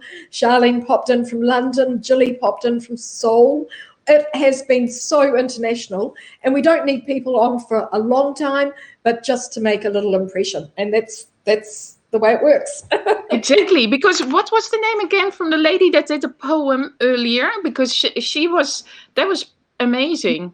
Yeah, that's Melanie Fay, and she reads a poem it's every day for me, but probably every evening for you. So it's sometimes just a 4-line poem, sometimes a little bit longer. She's pretty amazing. Oh, wow. So just for everybody that is watching, if you're watching on the HAPS studio or the HAPS.tv, the broadcast studio, you can go to the top and you see all the names of all the people that have participated already. So make sure to follow all these women that already participated, because it's International Women's Day and we are here to support each other and to share stories and to hear each other's stories. And so follow everybody that is in the top. And I'm sure the next 6 hours, there's going to be other wonderful ones. So you keep clicking and you keep sharing, and that is all really amazing. The coffee's coming. Let the coffees come, exactly. So they there's a lot of rewards already here on HAPS. So Louise, so we're sitting here and we have to please, all of your folks watching, please share your coins. Yeah, share your coins with the awards. Share them up there and share them with everybody else. Anyway, we're going to have a little topic here that is just going to last now for another 60 minutes. This is like traveling as a woman around the world. What is your experience with that, Louise, as a real travel broadcaster? Well, I'm a tour guide, so I get to travel from both sides of the coin, really. So I get to travel as a tourist, and I also get to travel with tourists and showing them wherever I am. And I actually do that in New Zealand, Japan, and Korea. So these are my 3 countries that I know. Well, I know New Zealand like the back of my hand. Mm-hmm. Japan, I am very, very familiar with because I've been visiting Japan since 1983. My 2 sons live there. I have 4 grandchildren there. So I have roots in Japan. Korea, I have been visiting on and off since about 1990, whatever, before. You used to go for months without seeing another foreigner there at that time. So, and I lived and worked in Korea. I helped open a cafe there, and I ran some cooking classes in Korea. So I really did put some good roots down there. And through my involvement with Japan and Korea, I actually discovered the art of slow travel. So I have to ask you, what is slow travel?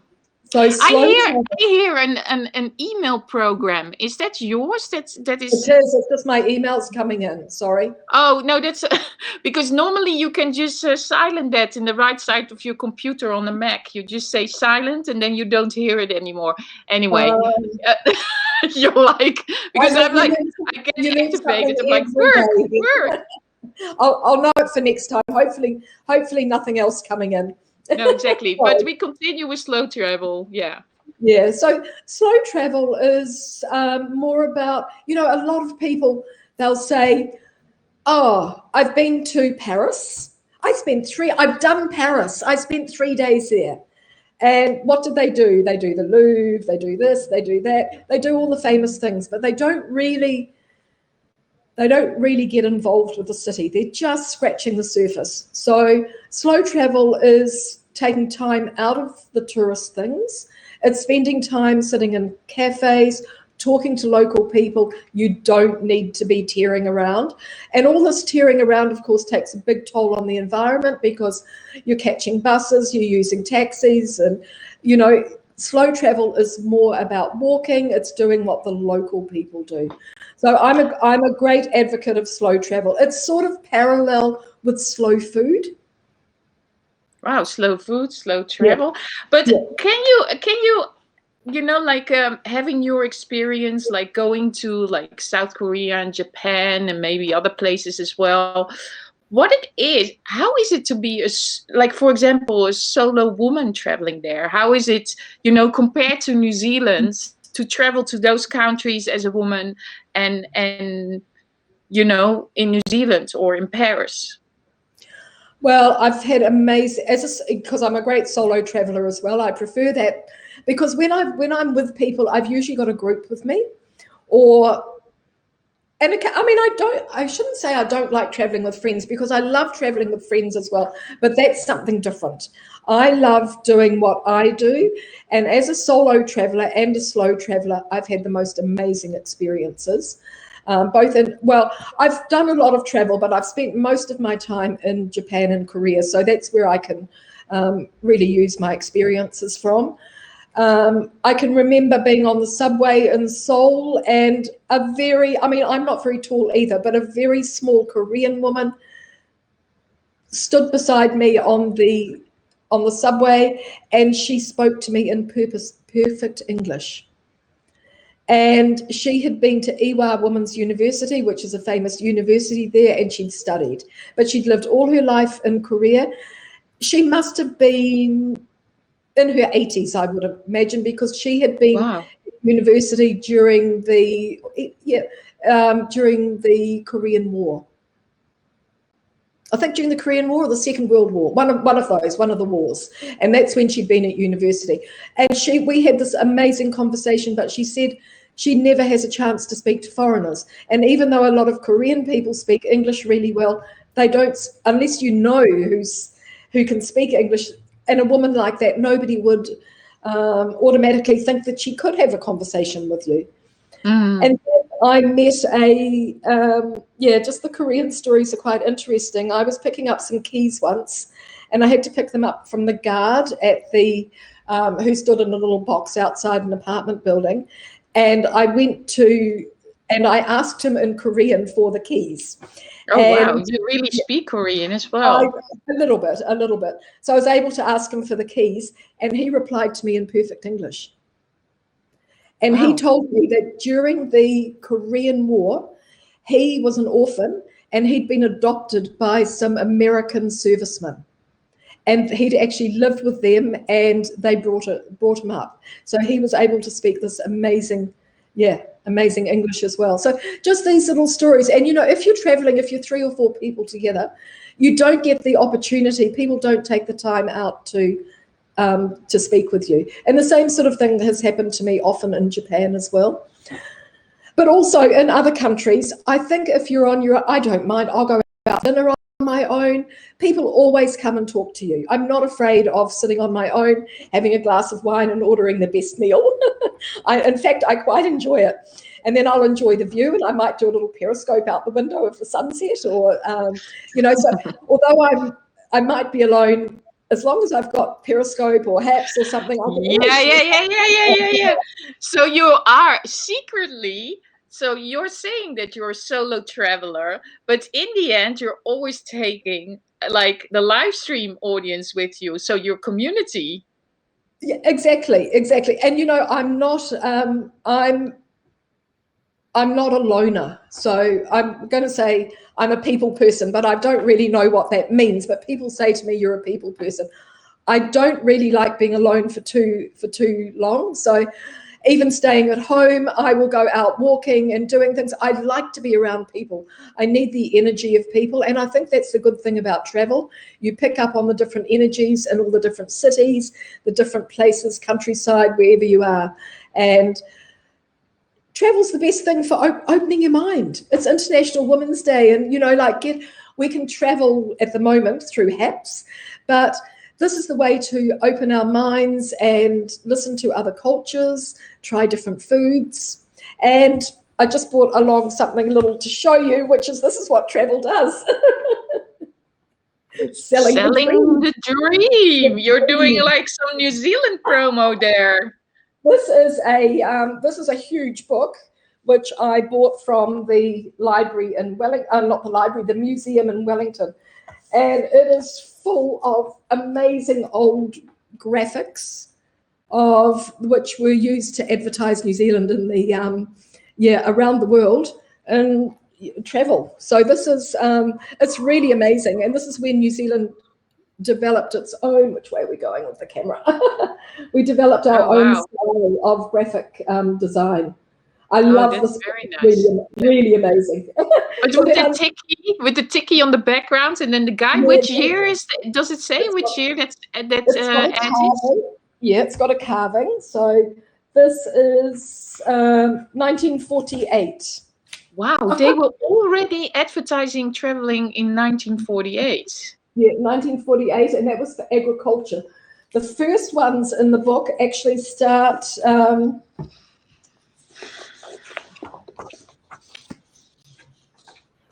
These posters are more than just advertising, they make people dream. I know, Walt. So, first one. So look, I think they started around the 1930s. So. Oh, wow, super cool.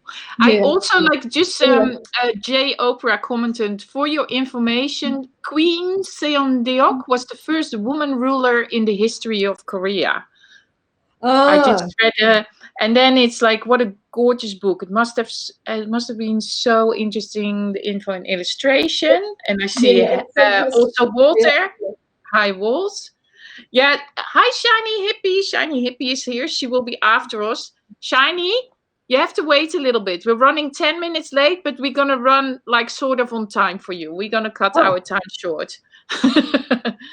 What 1905. 1905. I don't know which the camera's going the wrong way. There we go, 1905. Oh, wow, that's amazing. And that was for Christmas. New Zealand Mail, Christmas 1905. Price, what, 1 shilling. But like people would be traveling by boat in 1905. Yes. Yeah, or horse and carriage, maybe. Horse and carriage, but there's water all around you. Or you mean from the north to the south island? Up and down the islands. Okay, that was like those horses have to swim. Yeah, it would all be done. It'll all be done by barge and boat around the coastline, but probably horse and carriage up and down the islands. And of course, a lot of New Zealand was not developed at that time. Yeah, but so like that book is like, okay, that is from that time, but now kind of you have again, because of the virus and stuff, that everybody has to travel again inside the country. So it's again like the people moving in the country, so it's kind of similar. Yeah, exactly. And New Zealand, we've rediscovered our country. It's been amazing. We don't have any international tourists here, so the local people have really got out and done a lot of things that they'd normally do, and things that they thought were just for tourists. Yeah. So we have the same here around France, because we have no tourists now for 1 year, and everybody is discovering their own country. Well, I'm stuck in France for 24 years, so I'm also discovering like areas I've never been before, and I'm like, wow, and the history and how much it was already alive and all that. I'm just seriously, I'm so amazed. But the only thing that's missing here is the museums. They're not open, so I can't go to a museum, which is a shame, because that cultural aspect is very nice. Yes. And yeah, that is like what is a little a little disappointing. But Yes, yeah. Well, we've been quite lucky because we virtually over the summer we were virtually COVID free, and just the last few weeks we've had a few community cases. So we have had a 3-day lockdown and then a 7-day lockdown. Hopefully we're free again. One of the Air New Zealand flight crew came back with COVID, came back from Tokyo actually with COVID and was out in the community. But because we were already in lockdown, they're hoping there was no spread. So, but it takes. But I mean, they should basically just start vaccinating as ASAP, and then it should be sort of safe. Yeah, we've got enough vaccinations for the whole country. So that arrived last week. So it's all rolling out. They have already arrived. Yep. We've got the Pfizer vaccine, and there's 2 doses for every person in New Zealand. Oh wow, that is super quick. Yeah. So because here they're still managing it. I mean, my turn is up soon, but they're in Europe. They're a bit slower, but it seems there is hope in Europe. There's hope. There's hope that this summer we will have a little bit more normality again. I don't think they will open the borders yet, but a little bit more normality. But traveling. So of course, because my family, or my own kids and grandchildren in Japan, that'll be my first destination that I get to now, and that'll be fantastic. Actually, after this, I'm off to have lunch with. I was supposed to be bringing a small group to Japan last October, and of course we couldn't go. So in a couple of hours, I'm meeting this group. We're going to have lunch and we're going to discuss our next date, which I think will be October 2022 now. Oh, so October 2022. Wow. And I think we can safely say, because Japan is. I think that will be probably around the time that Tim and I will have to go to New Zealand. Oh, good. Because if we would go to New Zealand, we would combine it with Thailand, where my dad is as well. But because his parents are quite, they're not young anymore, so we really need to start to travel as well. And we need to start to travel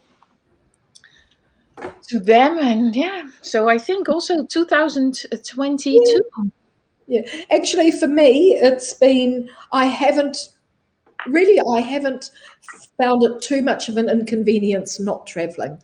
I found a lot of other things to do, and I think it's been quite good in a way, not to always having to be planning. I'm a great organizer and planner, and I've been able to take a little break from that. So, but once it starts again, I'm going to say, oh, how did I ever manage without doing all this organizing?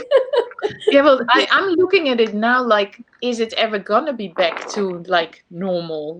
So that's just the whole point. But anyway, we will get back to traveling.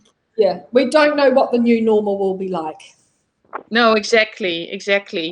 And I'm seeing that I see Shiny Hippie is already joining the broadcast. Maybe she can join. Maybe she can. Maybe you can let her in that she can already chat with us a little bit, Rev. Oh, there she is. Hi, Shiny. Hello, everybody. Hello. How are you? This is my first multiple person broadcast on my mobile phone, so I love seeing all of you in your little squares down the side here. Oh, you see us, and look, like Louise. I already pulled out the book because I know you're going to do something like with this subject, with the bad girls throughout history. You're going to be doing something with bad girls, yeah? Yes. It's Shiny. I'm here to cut for our 7th inning stretch. We need a little feistiness, and it's me. So that means we're going to be talking about all those girls that broke the mold, that changed the world by being bad, by being badasses, by doing the things they're not supposed to do. We're going to talk about ways to spot gender bias that you might not even notice. And Michelle, Native Graffiti, is going to be running the trivia portion and keeping Shiny grounded out here. So it should be fun. Shiny grounded. Have you both ever joined a broadcast together? No, we have not. This is our first time. I wanted to do trivia, and so I knew the trivia master, Michelle, and saw her and said, "Hey." Let's bring in Michelle, and then we can have like a 1-minute talk, and then we can hand over the mic to guys. So let's see Michelle. Michelle, come in. Oh, there she is, Michelle. Do I click myself in? Oh, okay. Oh, yeah, there she is. Hi, Michelle. I can't see Michelle. Where are you, Michelle? I can't see you. I can only see Revolution and Louise and Clint. Oh. I can't see Michelle. Do you have the show live? You're at the beach. Do you have the show live button? The show live? It says live, and it has a picture of Chantal, a picture of Louise, a picture of Revolution, and then it says show live. Let's try that and see if that Okay, let me try again. See if it shows up. You're fine. You're fine. Just stay how you are. Yeah. Then I don't think you will. Do you have to see each other, or you can just? I guess we don't have to. We'll manage. We'll figure it out. Yeah, you were fine. We're fine. And this is so great. I love Chantal. I love Louise Puppy, and I love my shiny hippie. Oh my gosh. Exactly. And I'm so excited that you ladies are gonna take over this broadcast, and that you ladies are gonna do some badass girl stuff.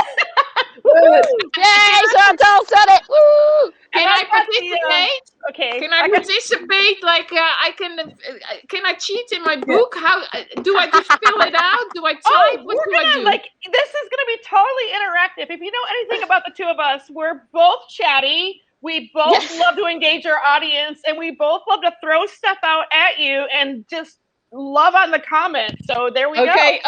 I'm gonna be in the comments. So Louise, thank you so much. Thank you, Chantal. We got further. We're gonna do this again. So, ladies, it is up to you. Bye, Louise. Bye, everybody. Okay. Bye. Thank you, ladies. Thank you, Louise. Thank you, Chantal. What better intro? We had such a good intro. What better acts can we follow than that? Yeah. And just so you know, I have my broadcast You can never on the leave. beach, so I've got. If I got the director control, I can bring stuff up. But we're gonna switch this around. We're gonna make you number one, lady, because you are the major person. I'm just your sidekick.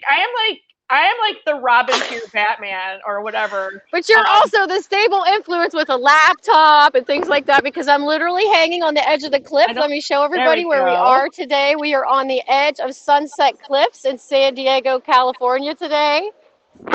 So I brought you guys literally to the ends of the earth. It's not going to where I want to go. Sorry, give me a second. I cannot. I'm clicking on another thing so that we can see just Michelle, you. it's because you're not director. Linda's Sorry. here. I didn't think Hey, so. Linda. Oh, gotcha. Hey, Mark. Okay. Hey, Bobby. Okay. So what's happening? Are we starting? Should I start? Go ahead and start, but she wants to show the view, so go ahead and make her bigger. I can't do it. Apparently, someone else has to do it. So if you can Leave make shiny her bigger. as it is, says Haps, or we won't see shiny full. Because I'm on portrait and I'm outside. I'm always the problem child. Because I'm always. It never matters why. We always know this.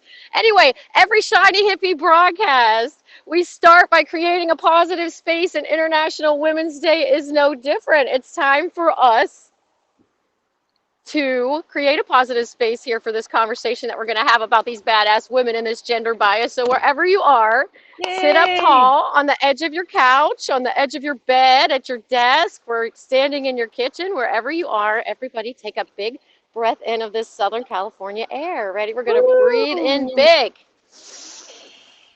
I'm breathing with you. Exhale. I know, Michelle, you have to breathe. Okay. We got it. Okay, so we're finding our vibes. We have nice Cleveland air today. Our weather looks like about 60 degrees Fahrenheit. Oh, look at that view, you guys. This is amazing. I escaped Ohio for this. That's right. Michelle. Yes, I actually am new to Ohio, so that we have the Ohio in common. We have some strong women from Ohio. Yes, we do. Woohoo! Okay, so let me start with, this is International Women's Day, and it's around the entire world. It's everywhere. It's been around for a long time. It's getting more in vogue now because of all the Me Too and things like that. We're finally ready to put some women in the spotlight.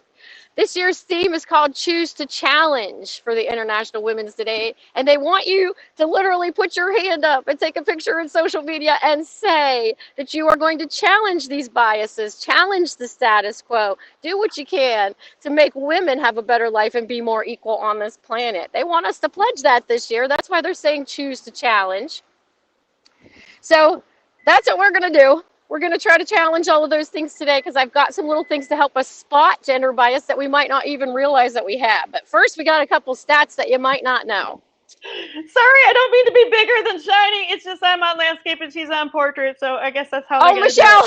I'm like larger than freaking life, but I feel really like. It's okay. I'm louder. I'm loud enough to make up for it. So you have a bunch of we've talked in the chats and things, and Shiny here, she says she's got all this stuff on International Women's Stats, and I'm really excited about that. So the theme is today. What is the theme? Choose to challenge. Choose to challenge. In other words, don't be that demure little lady in the corner. We're not those demure little ladies. I love it. I love it. And I think that's, perfect for both of us. Because neither one of us are what we would consider the norm, right?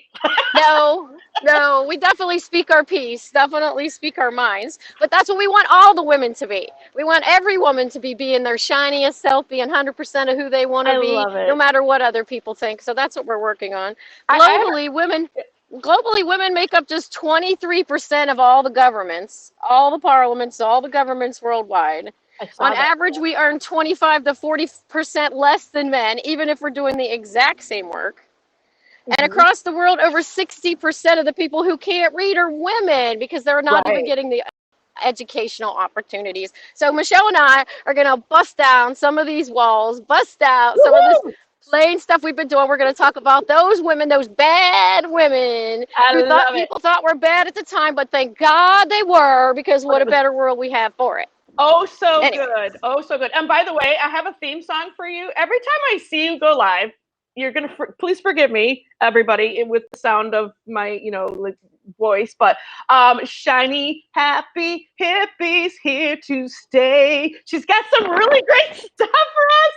And we're talking badass women, but when we say bad, we mean it in a good way. Like somebody had to do something first, right? We have women that have given their lives. We have women that have done stuff they were told they weren't supposed to do. And some of us, if we're told not to do something, we go ahead and do it, maybe. But maybe because then when they did, they broke open the barrier so that we could walk through and actually find it an acceptable career and life for us. So awesome. Take it away, Shiny, over here. And not just one that's given to us. This is what this year is. We don't want one that's just given to us that the guys say, here, you can have this piece of the pie. This is 2021, so we're going to go and find out our own pie and take our own pie. We're going to make it all ourselves and take it over. But the original bad girl, we all know the original bad girl. Can't see what Michelle's doing over there at all. If I click, I see Sean Paul. I see all these people. You don't see me. That's weird. I know. I see these other people who I don't even think are on there, so I'm not sure. But it's always an adventure on trying to read my little hap screen, so we just kind of keep going. But Eve. Yes. Right from the get-go, right from the story of creation of man, creation of the world was all about how Eve ruined everything, right? And all of our lives and our periods and everything is supposed to be because we just told him to eat that damn apple, right? So we know. I guess it depends on who tells her story. You know what I'm saying? Is it his story or is it her story? There we go. Right, Eve. But imagine if she hadn't eaten that apple. Imagine if she just stayed there in the corner. Like, imagine if nothing bad, what we even have right now. So we need these ladies. We might annoy you when we do these things, but we need these ladies. No, to push away. In the corner. So what do you got for trivia questions for us out there? Wow. Well, we're going to throw this back and forth. I am prepared. Now, what I really liked is that a lot of what she's focused on is imagery. And I want to make a mention before I get into the trivia. This was like something a brainstorm I thought of. One thing I want to do is I want to give a thanks and a shout out to Haps for not being the norm of broadcasting live. If you go into the App Store, you guys know what I'm talking about. You see the different apps, and I swear you either have to be a teenage pop star, or you have to be a girl with your bobs out. You have to be something that has to do with interacting with a girl and her face and her image, and she's got to be pretty and hopefully sexy, and that's what they're selling on the app stores. Seriously, the majority of it out there is aimed at the image of young, cute, sexualized, objectified women, and we don't have that. We don't have that.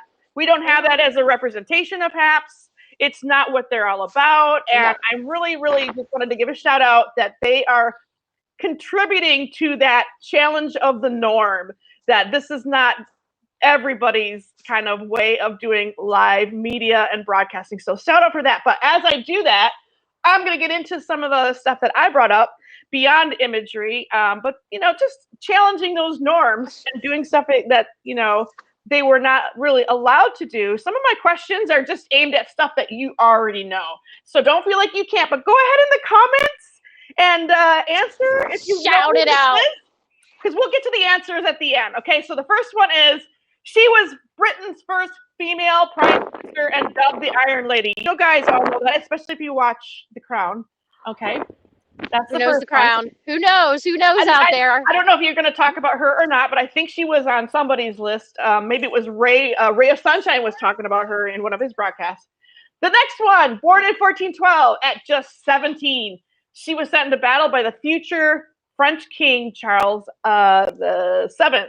She's purported to have seen visions from God and was later burned at the stake. I think we know who she is, but she was just a teenager. Joan of Arc.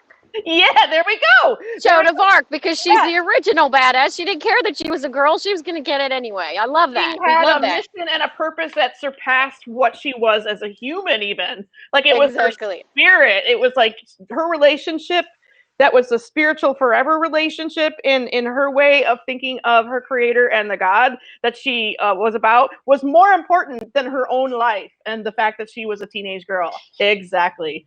All right. When most women, and of course the first one, you guys know who that was, right? Margaret Thatcher. Yeah, stand down, Margaret. Oh, sorry. Oh, she's very controversial. Margaret was the first one at the table, right? She's the first one at the table, for sure. And that goes in with what you were talking about, like women in charge of governments. Who's another one? The one from India. Do you have her on your list? I do not, because wait till you hear my badass lady. Okay. I'll jump in. But I believe it's Indira Gandhi. Yeah, I'm terrible at remembering names, but I can remember everything about them. But she was also a badass prime minister as well. And shout out to the Cherokee Nation. Wilma Mankiller was one of the first in the federal recognition era, post-colonial tribal leaders that were female. They are a matrilineal society, and she was a long-standing tribal governmental person of influence, not just for her own tribe, which is I think it's the largest set of 3 tribes of the Cherokee Nation. It's the largest tribe in the United States. And she has long-standing national influence on Native rights, Native women's rights, educational rights, the American Indian Child Welfare Act, all of that. So shout out to Wilma Mankiller for also being one of those people. But anyway, I digress. No, that's good. That's good. But don't forget Cleopatra.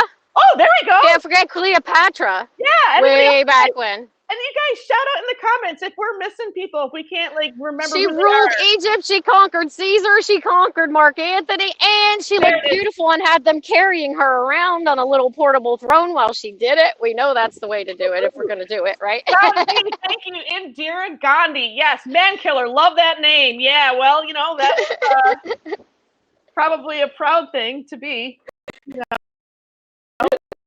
I kind of get it almost like says feminist right there. Exactly. Rhodey. Hello, Rhodey. There's a popular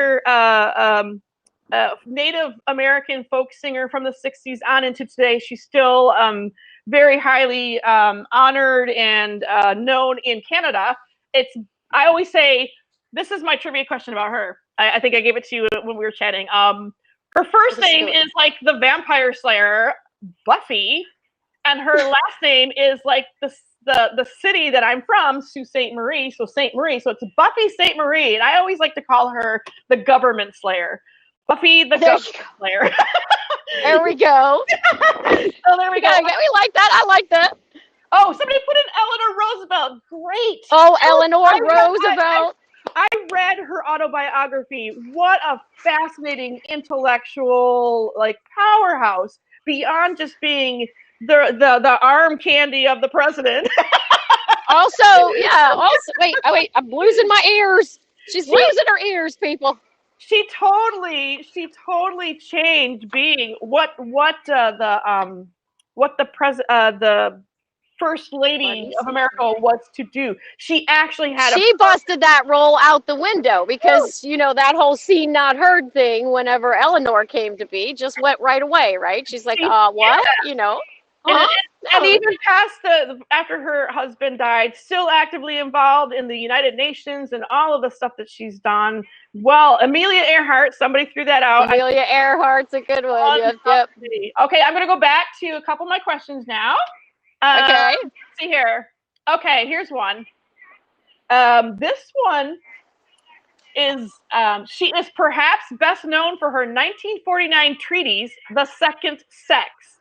The Second Sex. Who wrote The Second Sex, guys? A text that remains foundational to the contemporary feminist movement. So now I go from easy to I start out easy, but then we get into something that, not everybody may know that one. But I'll give you a hint. Hi, Molly. She's French. Her name is French. She's French. Her name is French. Who's the French lady that wrote The Second Sex? And we should know this. Yeah, we are pointing out Eleanor Roosevelt like the ladies a little bit in there too. Don't feel bad. I actually had to look up the name myself, so it's not. I don't have that because I'm going after people She's got the people that are the ones that we will learn in school because they changed us in the respectable ways of breaking through that glass ceiling and things like that. Shadi's got Bonnie and Clyde. Bonnie went on the thing. I got Elizabeth Taylor. That is actually really key to literature and now our movies and series, right? But what you have are icons.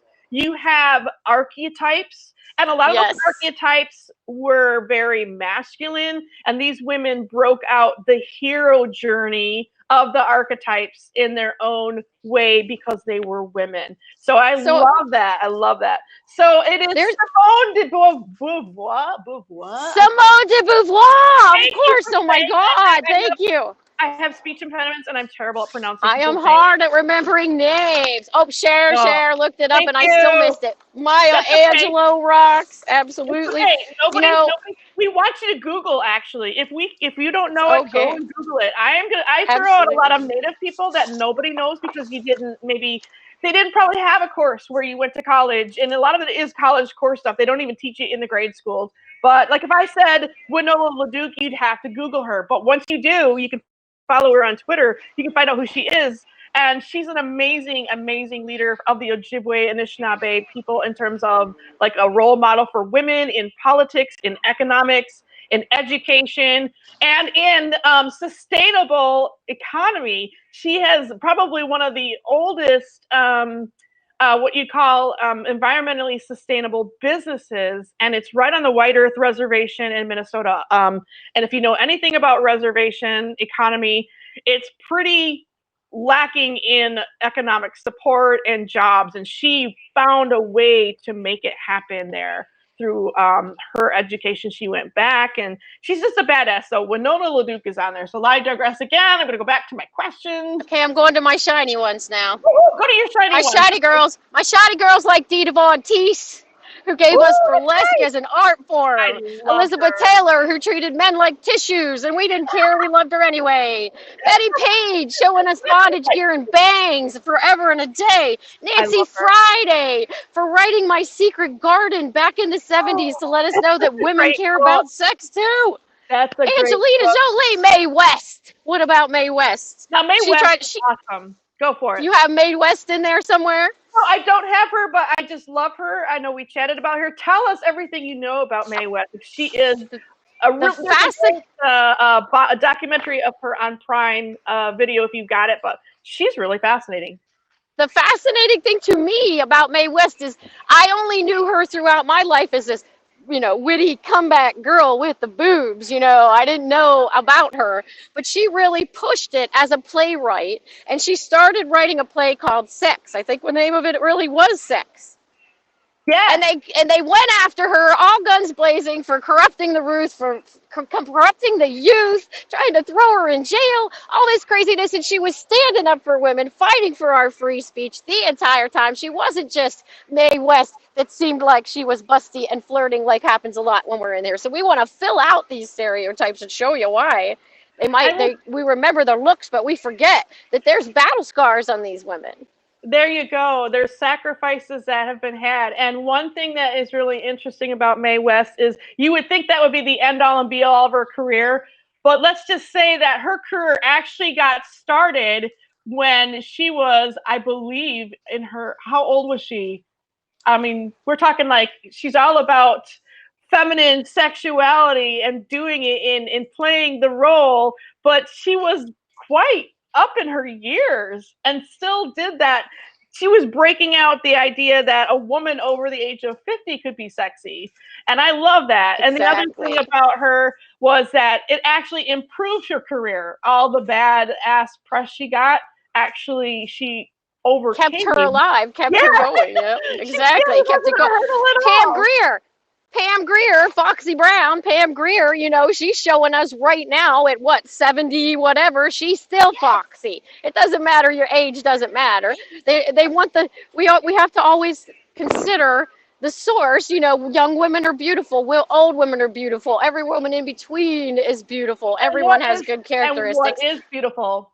We're trying to get out of that male focused lens that makes us think that we need the prime baby making meat or whatever they want to call it, right? Or the plasticky boobs or whatever. Or just trying to change those stereotypes. Exactly. Or limiting it to a male heterosexual predominantly Caucasian idea of what is beautiful.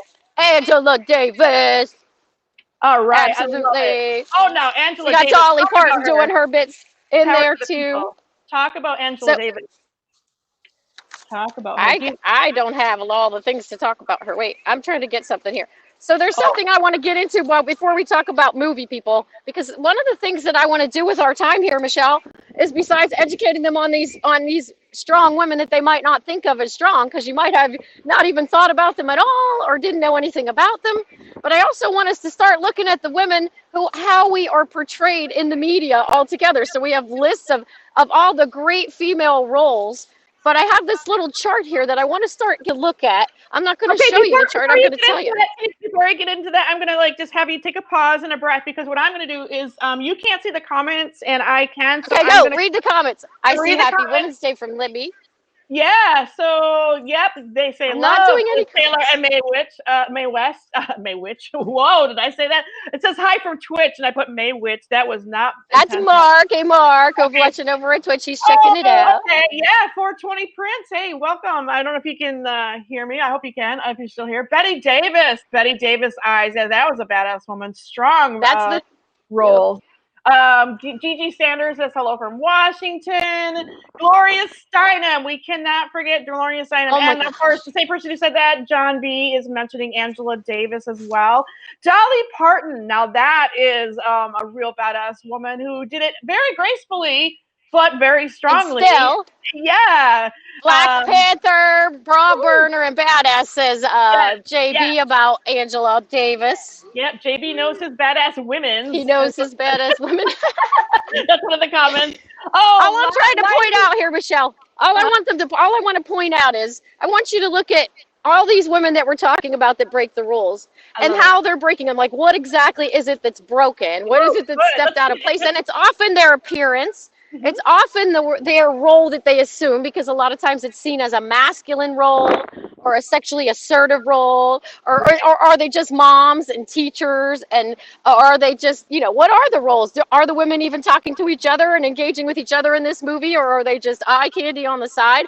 What kind of behavior are those women observing? Are they having the same level of dialogue and character development with the ladies that you're seeing in the show, or are they there as just little junk poke signs or in the corner? So there's lots of things about gender bias that sneak in with these ladies, that if we look at what it is that they broke, what the rules were that they broke, it basically comes down to that. And you can use that same analysis in your life, all these different things. Because if it's coming down to someone defining your role for you, or what they think you should look like, or what they think you should be doing, right? That's the roles we're trying to break, because we want you to be your own shiny self.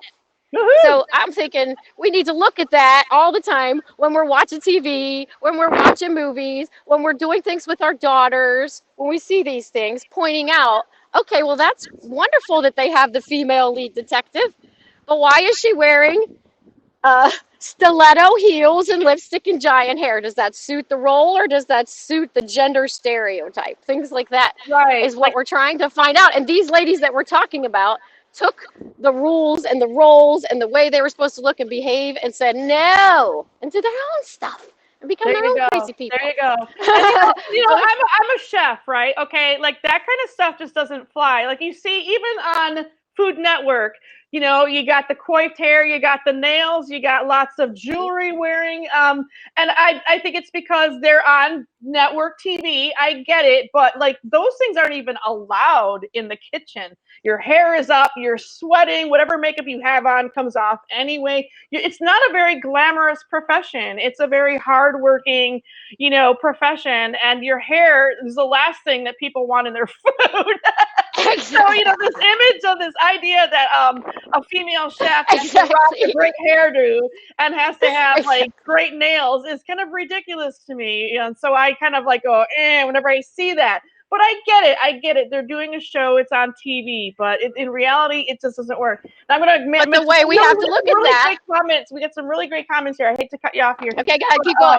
Go for ahead. We have women code breakers. Yes. Says. Oh yes, code breakers. Very good. And you know, women that came to the plants when the men were off at war. Right? Angela Davis is a professor now at UCLA. There you go. Nice. We have to create and write better roles for ourselves. Yes. Exactly. That's a really great comment. Where's another comment? In life and in movies. And in movies. Woohoo! Because it's not just. Go ahead. I'm sorry. So what we're trying to say is, okay, but you're talking about the cooking lady, right? And the cooking lady's all fancy on the show, but you know her hair would get everywhere. Right, do we still in 2021? Do we still want to perpetuate the gender bias by making the ladies feel like they need to go out and present themselves in this way in order to appease the male viewers? Or do we let them be what they want to be? That's all we're trying to do. We're trying to get you to recognize that maybe she doesn't even really want to wear that makeup. How many girls out there have been in a situation or grown up in a situation where you don't even want to do what they're telling you? I am one of those ladies. I mean, I am in a profession that is predominantly male. Women who cook are home cooks, that's unacceptable. Betty Crocker, that's unacceptable. Writing a little cookbook and having that kind of show seems acceptable. But when you're actually in an industrial strength kitchen and you're doing the chef and things, I'm telling you, women have to fight for a position of respect that we can equally be as good or seen as a professional with the technique. I always say the difference between art and craft is that craft is predominantly women-based arts. That's the difference. And that's why it's seen as less than. And I feel that home cook, where they have to distinguish between a professional chef and a home cook, the only difference is technique. Now, if you have a mom that has a great recipe and she's known for it, she's experimented and done the same technique over and over again till she's perfected it, just like any other chef that's out there. But it's really tough to break through that idea that I'm just as good. I'm not just some cook. I'm a chef. Right. Women are often seen as we are supposed to be in the caretaking roles, or our skills are luck and not skill, like with the culinary role. Like she's seen as cooking, like she's a mom that went and got a cook job and is showing off instead of like a chef from France where we watched growing up on TV. You know what I mean? We assign that to the women. That's what we're trying to point out, Michelle and I. We've made it that way. Shirley Chisholm, oh my gosh, yes. Who else do we have here? Mae Jemison, Barbara Walters. Oh my gosh, Barbara Walters. I love Barbara Walters. Hey, Alexis. I love my queer girl, shaved head, fluffy dress, petite coat, wearing steel stop your face boots. I define my own role. Yes, you do. Alexis just puts it right on the point. She goes, I'm a home cook, and it's okay to be proud to be a home cook. It's okay to be a chef. What I'm saying is there's literally, it seems like in the view out there that how it is one is less than and not the same. That's what bothers me. Like there's like a person who does craft are probably just as skilled an artisan as anyone who does what would be considered the classical arts, which tend to be also very male dominated. So I like that women can break free from that and still like show what they can do, show their skill, you know, and take that genre over and make it there. So I love that. What I met, Alexis, what I meant with the cooking thing too, is that, you know, it's kind of this thing where women have to prove themselves on a different set of playing grounds. You have to prove yourself and prove yourself and prove yourself. So a man that's cooking, he might be cooking a meal the same as you, Alexis, and the same as you on a format, and they say, oh my God, he's brilliant, he's so talented, he's a chef, you know. But when Alexis is doing it, she's described as reliable, home cook, hardworking, nurturing. You see what I'm saying? Like, it's all what we are putting our slant on it over and over again. All because of their gender. That's the gender bias. Right, because it's like if you're looking through a kaleidoscope, it's not that we're doing everything laser focused wrong. It's that our whole kaleidoscope is shaped this way, right? Our whole kaleidoscope. I'm reading some of these comments here. Women have to let more confidence. Yes. Well, if you notice, like the sort of Chef Ramsay, and I'm not picking on him, although he's the obvious one. You know, it's like he's almost, it's like because he's so aggressive and so passionate, and he swears and all this stuff, and people go ooh at what he says, that he's actually rewarded for that behavior. If I were to do that kind of shit, I'd be up for a reprimand. You see what I'm saying? Right. For us, we should be demure, or else we're difficult, right? If we're not being mild and quiet or whatever, we're seen as difficult. A man can boast and say, I'm the best, I'm the one. A woman does that, and it's viewed totally differently. So that's where we're trying to change it out. Like imagine if the authoritarian chef yelling at everybody was a woman. What words do you think they would be using to describe? Would they all be thinking, oh my God, she is so smart, I value her advice, even though she's barking at me like a terrible, mean person and makes me cry? No, they'd probably be like, oh my gosh, she doesn't know what she's talking about, and wouldn't want to do it. So we're just trying to view. I've been told that I was too direct, but then what I say is in those responses, I'm like, look, we're in a kitchen, we got stuff to do. I do say please and thank you. You know, I'm respectful. But I basically have to sometimes, in my position, I have no choice. I have to tell people what to do so they can get it done in a very fast way. And I don't do it in a mean way. I don't raise my voice. But I could be seen as being not kind and all that kind of stuff. And a man next to me could be like, hey, get this fucking dish out of here, and nobody says anything, you know. And nobody says, "Oh my God, he's so horrible! I get that man out of the kitchen!" Oh no! Yeah, and all I like, hey, order up. Who's got number 22? Let's go. I mean, that's seen as bitchy sometimes. Exactly. Standing up for yourself as a woman is often seen as threatening, right? Just standing up for your own self. I love that. I'm a G-rated food broadcaster. Are you making cut? What's happening in Alexis' world down here? Are you being rude, Alexis? I don't think so. I think it's cute. See, Ramsay has a program in the UK to show women that they can be awesome in the kitchen. He found most of the chefs applying to him have been male. Exactly, because they that makes sense.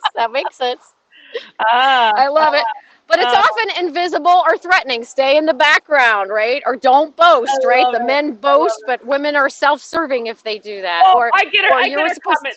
I get her comment. Go. She's like, compared to me, she's like, I'm rated G compared to Mr. Ramsay. Seriously, like, you know. Oh, yes. Alexis does not scream and yell at people at all. No. Could you imagine?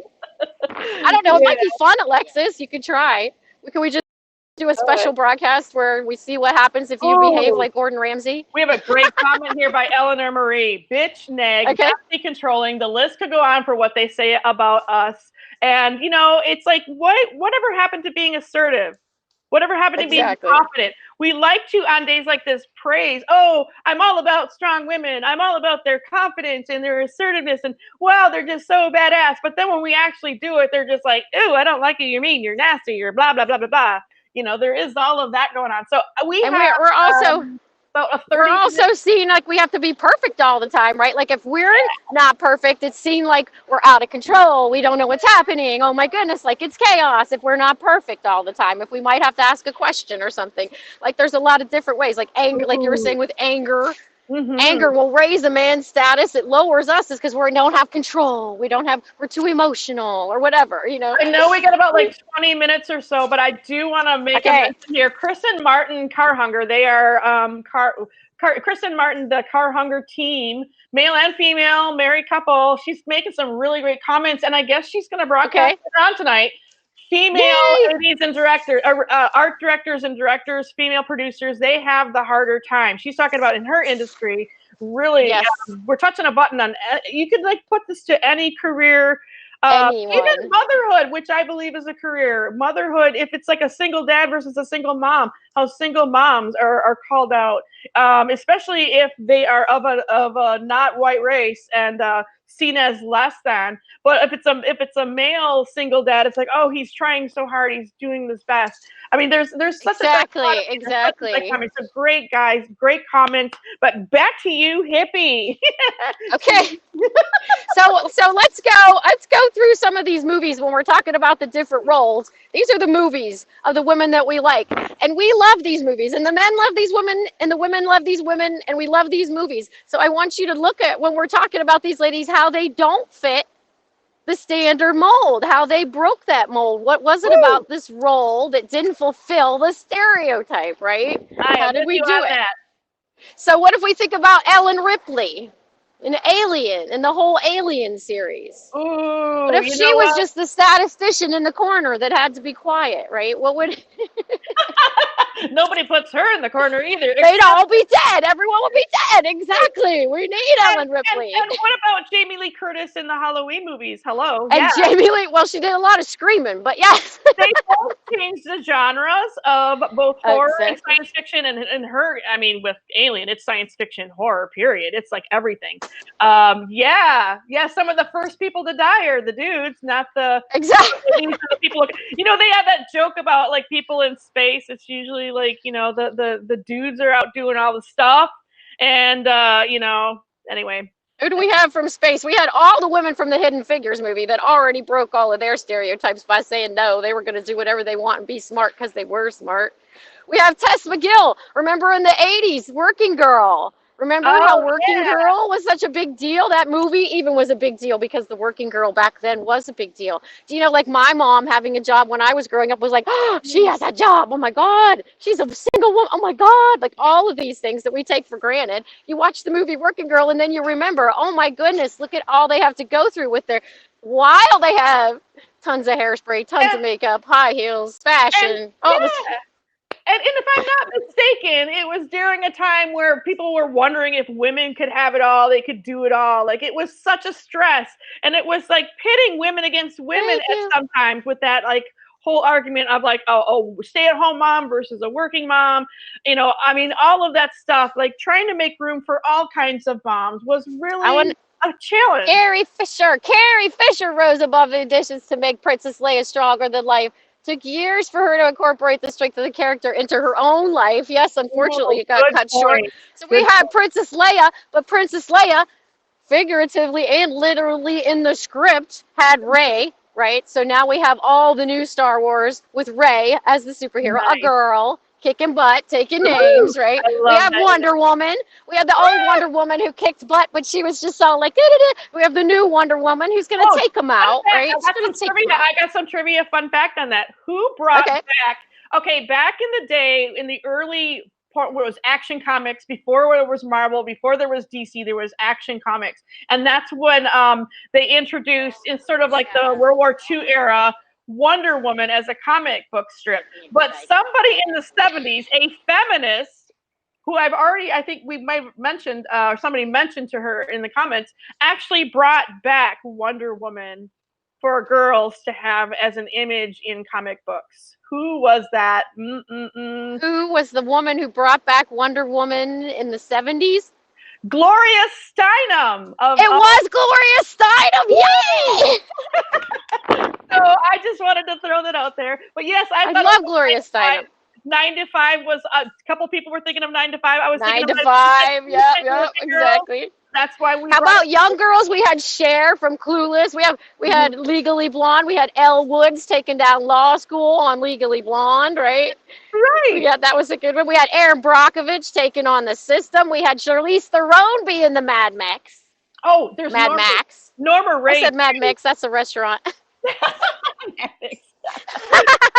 Norma Ray, that was a really outstanding role, and that was actually Princess Leia was the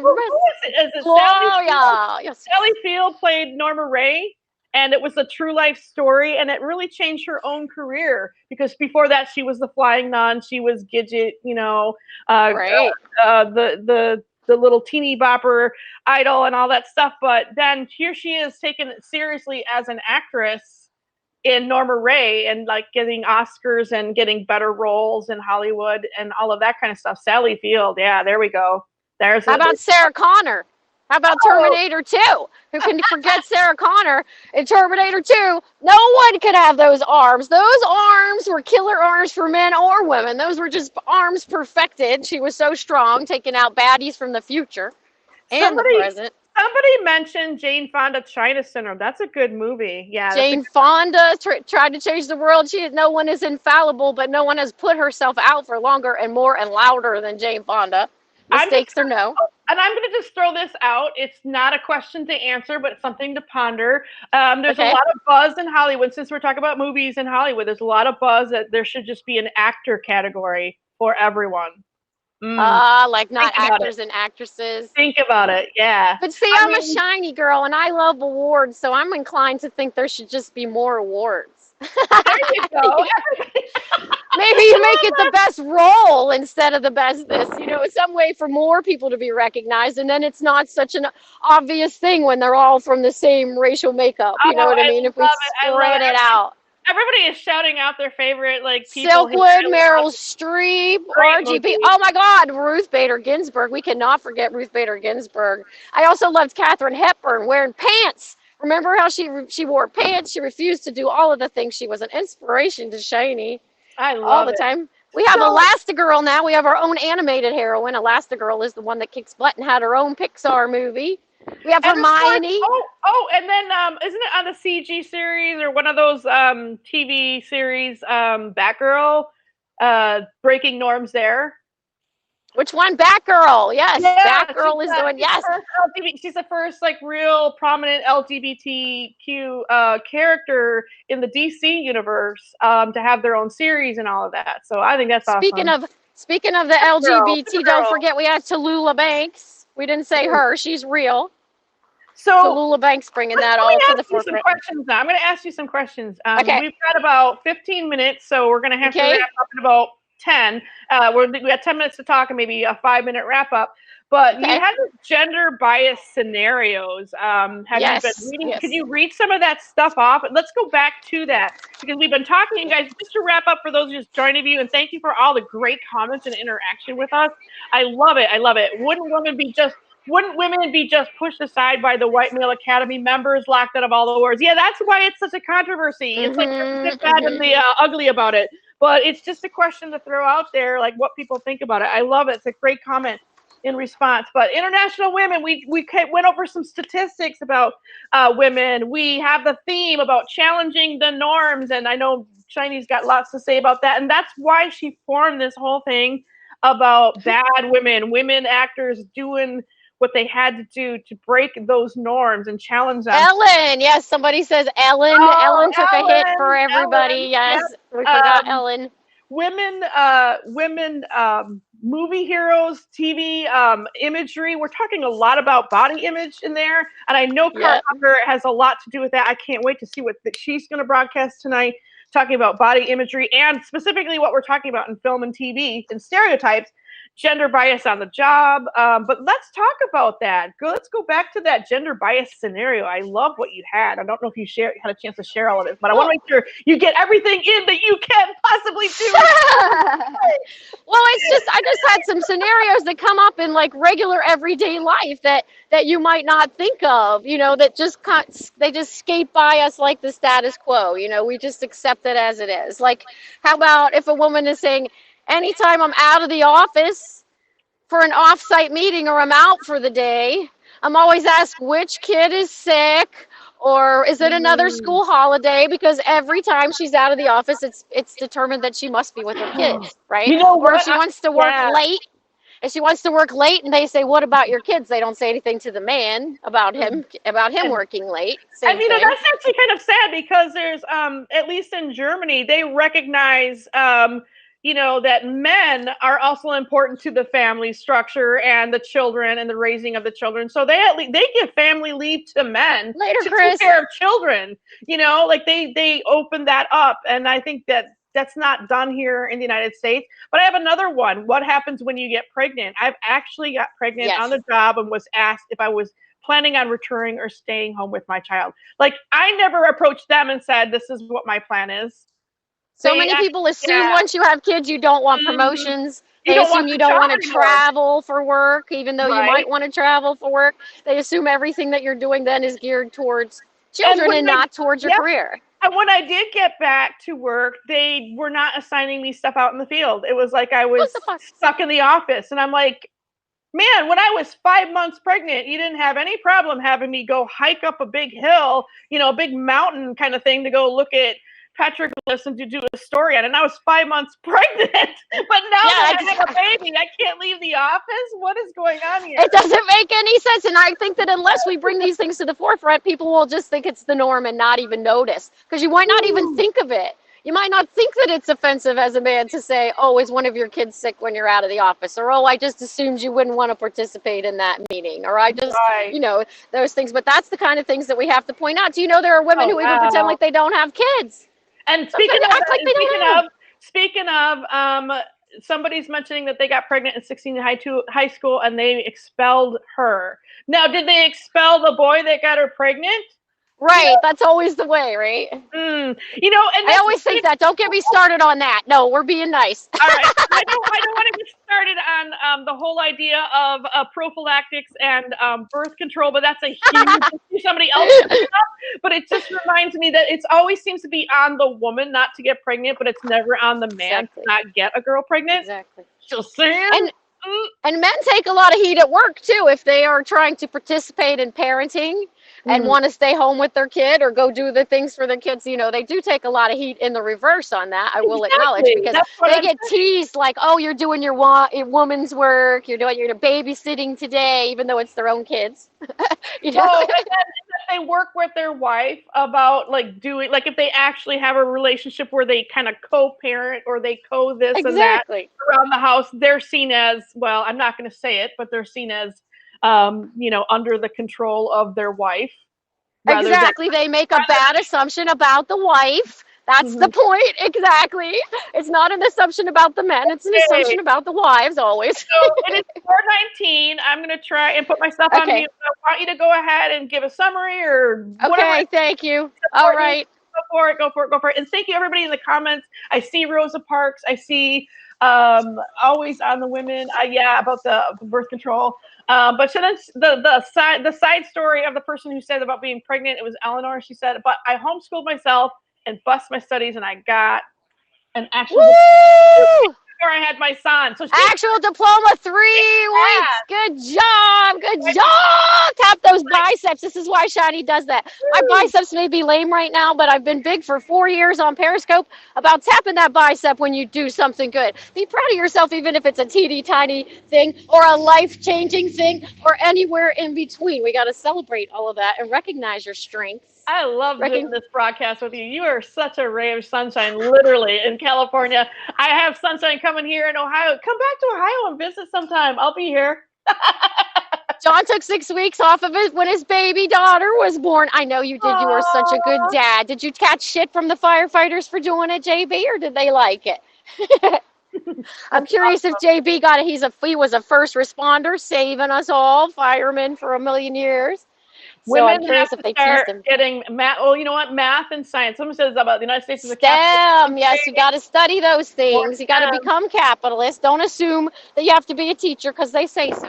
And nothing wrong with being a teacher. I'm just saying, don't assume anything. You can do whatever you want. So many women in rock that said, you know, there's women in rock. I didn't even get to that, but I love. We didn't even do the women in rock. What about Joan Jett? What about Stevie Nicks? What about Janis Joplin? Right up my alley. Well, because I'm actually going to focus on that a lot more in my own broadcast this month. I'm going to draw some portraits of people like Susie Sue from Susie and the Banshees.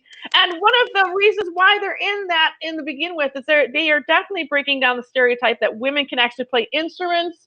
They can rock as hard as the men. And also, they did not want to be that stereotype.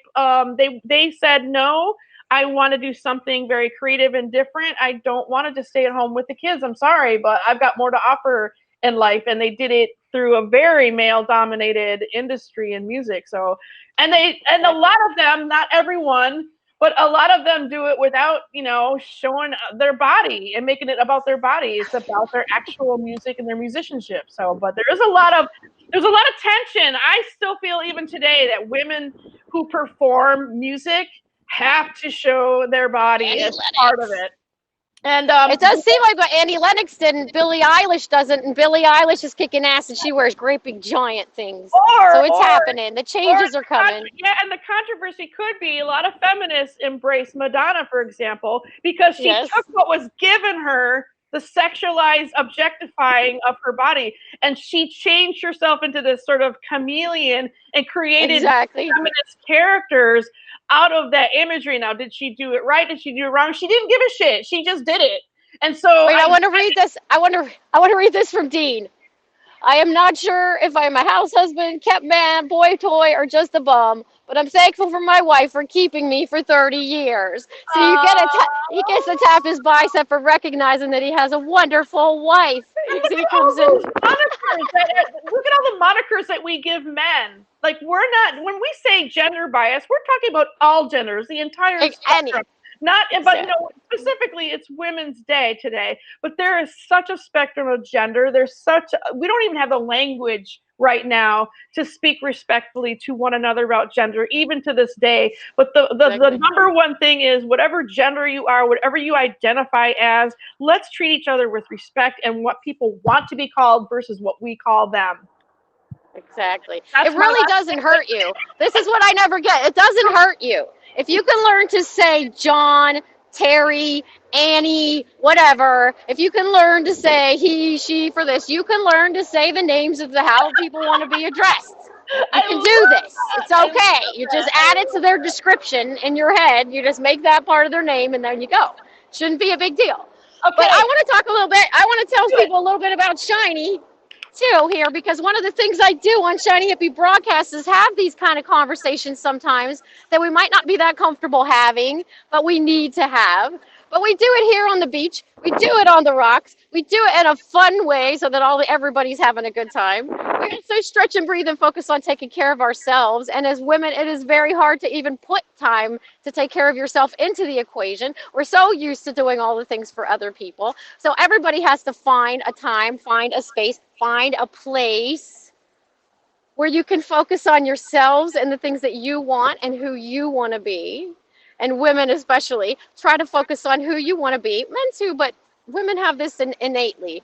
Try to focus on what you want to do and who you want to be without worrying about if it's a mom's thing to do, or a teacher thing to do, or a brother thing to do, or a husband thing to do, or a responsible thing to do, or all the woods and shoulds and all the things that the world tries to put upon you. That's what we're trying to do by eliminating gender bias. Maybe Michelle and I could do something about racial bias sometime too, because we've had some great conversations There's so many similar things there. You know, we just need to talk about these things so that there's no stigma anymore. Once you start being like Shiny and you just put it all out there in your life, you might not do it as loudly as I do. I got one more once thing you to start say. doing I it, got one more thing to say. It's 4:25. We've got 5 minutes. I got one more thing to say, and then I'm going to be silent and let you wrap up for the next 5 minutes, however you want to do it. But the one thing I want to say in response to that, you've really hit a deep button inside of me, because to me, racial and gender bias kind of all goes together along with sexuality. We are more than just one part of our identity. And I talk about that a lot when I'm doing portraits and I'm doing life stories and I'm talking about my own life story. It all kind of makes sense because I'm a whole person. And here's something I want to challenge people to think of. How many things do you have to have in front of what you do? Am I a female artist? Am I a Native American female artist? Am I a Native American female bisexual artist? I mean, how many things do I have to have in front of the word artist? Why can't I just be an artist? Why can't I just be a chef? So thank you so much for doing this with me, and I'm doing this with you. I hope I was a good co-host. I hope that you were great. Thank you so much for coming to play with me today and helping spread the conversation, spread the word, and bringing your trivia to us. I appreciate it so much. I love it. Eleanor goes, I'm an Eleanor, all caps. Yay, Eleanor! She's named after a strong lady. She's ready. Thank you, Louise. Thank you. I have no idea who's up next, but I'm just going to listen to you and learn from the Shiny. So Shiny Happy Hippie made me happy today with her Shiny everything. Thank you, Eleanor. Thank you so much. Thank you, Michelle. Thank you. I do have to tell me if you're off. I don't know. I can't tell. 3 minutes. Just keep going until somebody else. Okay, so here's what we got to do, guys. We got 3 minutes to get our groove on. We got to get out here in a positive space. We got to greet the rest of this day in a positive way. So we're going to take that deep breath again. I'm going to show you this view again. You're going to start clearing out all the garbage that the world has put upon you. When you take this breath and exhale, I want you to exhale the garbage the world has put upon you. Okay? Wherever you are, however you're watching, all the garbage the world has put upon you. Let's take a big breath into this California sunshine. Then exhale all the crap. Oh man, you just ha. Do it again. You gotta get it out. Okay. Arms up. Woohoo! You got it. I'm in a chair, so I'm just gonna do a chair yoga. Oh, I love this. Let's take a look around. Oh, you do awesome. Let's take a look around, and I always close with a quote. So let's take a look around. By the way, I want you to follow Shiny Hippie, all of you who haven't followed me before. We have fun from the beach. We have great conversations. Give me a follow. Come on back. We usually have music, but I'm being a good girl today because we're here on Haps. So let me show you around, everybody. And Shiny, while you're showing everybody around, I want to welcome JJ Walsh and welcome back Louise Poppy. You guys, Louise and JJ. I got my red glasses. I have red framed glasses. We could have been the trifecta of the primary colors. Louise in her blue specs. And JJ, it's so nice to meet you. I don't know who you are. It's good to see you. Hey, so all right, here's nice my quote. To meet you guys. Good job. Sorry I jumped in a little bit early. Wasn't sure how it was working. It's actually 4:29. Let me get the quote. This is a great segue. Oh, she's got a quote. A wise girl. Marilyn Monroe, people. Marilyn Monroe. What was the last part of it? A wise girl. Says a wise girl knows her limits. A smart girl knows she has none. That's the way we were to think about it. Marilyn Monroe could do it. We could do it. So that was Shiny Hippie and Native Graffiti. I am Michelle Alexander, and I do portraits. I'm definitely going to rock out some badass women portraits this month. Sometimes when I can fit that in with all the other portraits I do. Thursday nights, I work with Carrie Long, another badass woman who showcases a talent, and I draw whoever is singing while they do music. I love this. It gets me fun on Saturdays, and I'm a part of a group of people who are music heads because I am a former punk rock musician. So awesome. we love about music and those kind of things. And we're actually going to talk tomorrow night. I believe we're going to have the music head talk to our welcome to join us. We're going to talk about badass women in music. Talk to you guys soon. Bye. Have a beautiful, happy International Women's Day, women and ladies. Have fun. I'm out. Bye-bye. Thanks for joining me on this leg of my healing journey, guys. Have a beautiful day. Bye. Thanks for letting me make your day more shiny. Slow down at work. Instead, writing is mistake-free. Oh, I'm big. Hi, good morning, Hi, everyone. Joy, how are you? Hi, Louise. How you doing? Good. I changed my glasses because I know you have a spectacular collection of glasses. And I thought, it's time I do. I'm wearing my favorite orange ones today. Good. So, fantastic. yeah, for Louise, I know you've been on the broadcast before. Should I just introduce myself a little bit? Yeah. We're just going to chat. Maybe somebody else is going to come on and have a talk to us. But you're the number one host here, but I just want to say welcome and thank you for coming on to HAPS. And you've got such an interesting background. I'm sure everybody wants to hear from you, and you can tell us a little bit about living in Japan and sustainability. And I haven't met Joy yet, but next visit to Japan, it's definitely a date. So, well, Louise, I appreciate your support so much for getting me onto HAPS, but also for getting me on to Buy Me a Coffee and other ways to develop my guiding in Japan during this pandemic time. So I really appreciate all your support and guidance. Thank you so much. Yeah. Oh, that's fantastic. Yeah, no, there's lots of really good platforms, and it's really good for our energy because, being involved in tourism, we don't want to lose our mojo, and that's the big thing. So it's great to be able to put the energy into other things. Yeah. Thanks, Wendy. Yeah. Okay. So let's hear from Joy because she's so interesting. Just brief introduction of myself. I'm Joy Jarman Walsh. I go by JJ Walsh online because my name is very long. For those of you double-barreled women out there, I know you can identify with having long names. I'm happy to have my before marriage name and my after marriage name, but man, it's tough in another country like Japan where you have to write your name in a new language all the time. I do a daily talk show from Japan, which is multi-streamed, featuring people all over Japan who are doing interesting things in terms of sustainability. I was a travel guide trainer and consultant before coronavirus, and trying to transition online led me to this talk show series, and it's been a great learning experience and inspirational, and I've got so many wonderful ideas and inspiration for myself, and it's so wonderful to hear that other people who watch the series are also inspired, or it sparks new ideas wherever they are. I think Japan has so much to offer in terms of reverence for culture and tradition, and entrepreneurs who are going back to the old styles and keeping up the old traditions. And I think there's just so much to unpack here that hasn't really been focused on. So it's such a great opportunity to take the good out of coronavirus and try to create something positive.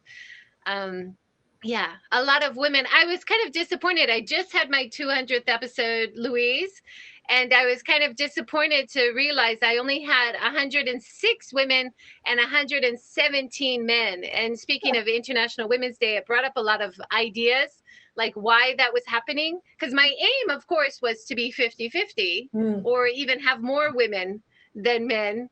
But, that it's not that bad of a balance. But of course, in terms of sustainability as well, I need to be looking for how to improve on that. How to get better next time. But you know what? It's probably a common thing around the world is that a lot of the women that I go to and say, would you like to be a guest on the show? They actually say no, or I'm not ready, or maybe next month, or maybe once I write a book. And I think this is a common problem for many of us women, that we are our biggest critics, right? And we often self-edit and say, we're not ready, I'm not ready, I'm not good enough, right? And we need to just put ourselves out there, I think, a little bit more. And so I really appreciate the women who've joined in my talk show series and really put themselves out there, start new companies. Japan has really horrendous rankings in terms of gender equality around the world. I know New Zealand, Louise, in contrast, I have one of my favorite memories. I was racing triathlon for many years in Japan, and a New Zealand female coach came over with a junior athlete to join one of the races. And he won the race, and the male winner of the race got a free ticket to go to a race in New Zealand. And I was the female winner of that race, and I got a box of cakes. Whoa. And she helped. I mean, I was used to it because that's Japan. That's the usual Japan situation. Even as the winner, if you're a woman, your prize is way less than the male winner. And we see this in professional sports too, all over the world. But yeah, so she came over and she said, this is absolutely not okay. You know, get in touch. We'll sort out something. If you can come to New Zealand, we'll at least cover your tournament costs. And she gave me some T-shirts and some merch that she brought over. And it just, it kind of opened my eyes, you know, to this isn't okay. And why am I accepting this, you know? So I've been a lot more outspoken since then. Yeah, and it's been the same with professional sports here. The men's rugby team earns millions of dollars a year. The women's rugby team is just beginning to come up there in terms of the money, but it's not equal yet by any means. And even the amount of publicity, the men get far more publicity than the women do. So, so Joy, where are most of your followers from? Are they in Japan or are they outside Japan? You know, it's interesting. When I first started, the biggest audience for the podcast version. So I do the video version and then I do the podcast version, audio version, which goes out. And the audio version biggest audience was in India, which is really interesting. But they just have a giant market for podcasting. Now it's my biggest audience on both platforms, on both video and audio, is in Japan. And then is America, and then is India, and then Australia, and New Zealand. So it's the top 10 are English-speaking countries, but I'm so happy to see that the top country for listeners is in Japan, because that is the aim. Everything's in English, but the aim is to try to get people living and working in Japan to think about better options in terms of more sustainable options for their daily life. And as well as inspiration, because we're all feeling a bit depressed now, and people around the world can be inspired from Japan. But of course, people living and working in Japan are most invested in Japan. So it's great to see people listening in and commenting and really getting a lot from it. I just wanted to mention some women that really inspired me this year. And Louise, maybe you've done this already. But of course, for me, focused on sustainability, Greta Thunberg, and how she started the Fridays for the Future. And we actually had a lot of young people in Japan taking that up and doing Friday for the Future protests and holding signs, even soft protesting, just holding signs in front of their schools or on city street corners. Jane Fonda has been a real inspiration to me. She also does Fire Drill Fridays in America and tries to focus on the climate problems and get people inspired and get people thinking about what's going on. The women who started Black Lives Matter, Alicia Garza, Patrice Cullens, and Opal Tometi. And actually, we had Black Lives Matter protests in Japan. And Ayana Wise, who I interviewed in the series, she was part of the team setting that up, getting the protest organized, making speeches and everything. And that's so inspiring. I think you know, a lot of people were like, why do you need to do Black Lives Matter in Japan?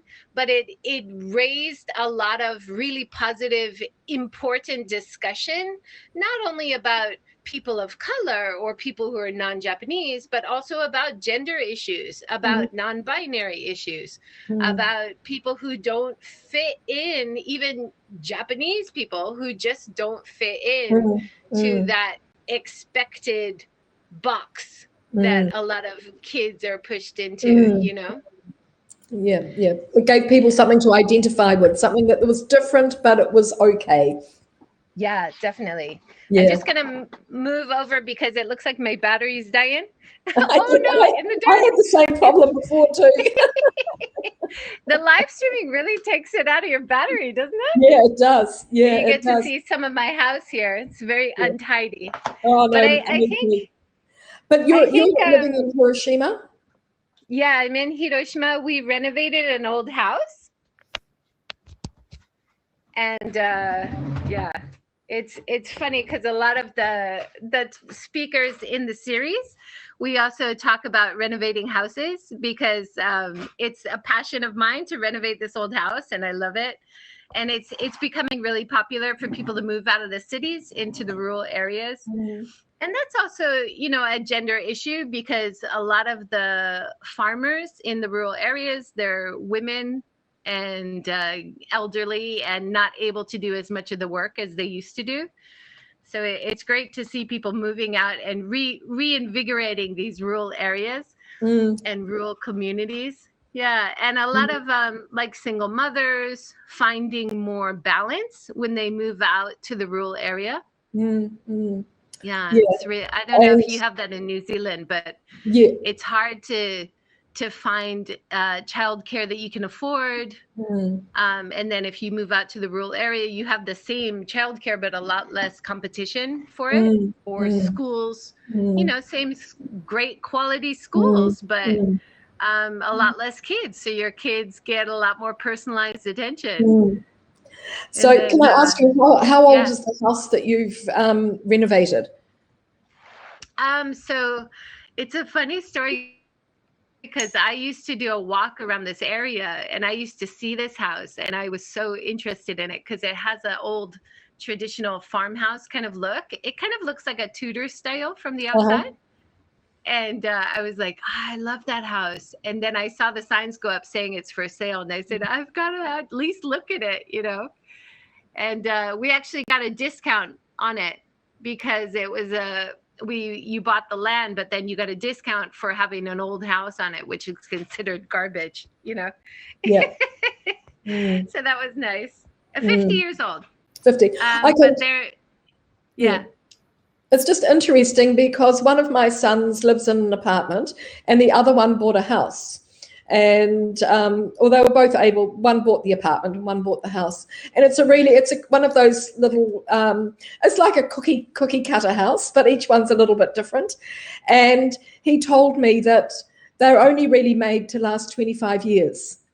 And then you pull them down and you build another one. So there's nothing sustainable about this property. So, but I love is that in Japan or New Zealand? This is in Japan, in Hachioji. Oh, yeah. And I love Hachioji because it's a little bit countryside and you're walking around and it does have these beautiful old houses as well. And I think, what about insulation? Because these old ones are freezing cold in winter. Yeah. But there's easy insulation that you can do, which doesn't cost the world. We ended up remodeling ours and spending a lot less than people who had new builds. And then if you have an old house, you can actually do a lot better. Let me move to the other area. It looks like my internet is not good over here. Sorry, a lot of movement. Yeah, but we saved a lot of money. We had bigger land space. So we could keep bigger space inside the house. So I like that because you could have a garden, relaxed. The new builds have more space restrictions. Sorry. So you have a garden outside, Joy, I'm sure. Yeah, I can show you. Oh. So I've rescued these kitties. Yes. And we have a little garden out there. Nice. They like to watch the birds. You just missed the blossoming ume tree. Oh, gorgeous. Now, ume is another great thing which I want to mention because it's actually connected to gender equality in Japan. Ume is the Japanese plum, and a lot of housewives actually make their own umeshu. Have you ever heard of umeshu, Louise? It's my favorite drink. I've got a bottle in my fridge right now. I love umeshu. Yeah. Oh, yeah. wow. So a lot of, people yeah. in Japan aren't allowed to make their own alcohol, but because they're just adding fruit to alcohol they buy in the store, Okay. and making I have a friend in New Zealand that makes it, and she provides me umeboshi and ume, and she makes miso paste as well. So so I have my own little supply. Yeah. So definitely, supporting local farmers, supporting people who make their own products in Japan is such a gender issue as well as a sustainability issue, of course. And we know that if you support women, then you're supporting kids. If you support women, you're supporting more of the community because they feed it right back. Much more than, if you give a man a pay rise, he might not feed it back quite as much. And that's definitely true in Japan. I was talking to a guy yesterday who was talking about the history of home design.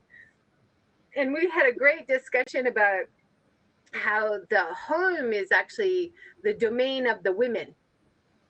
And, women are the bosses at home.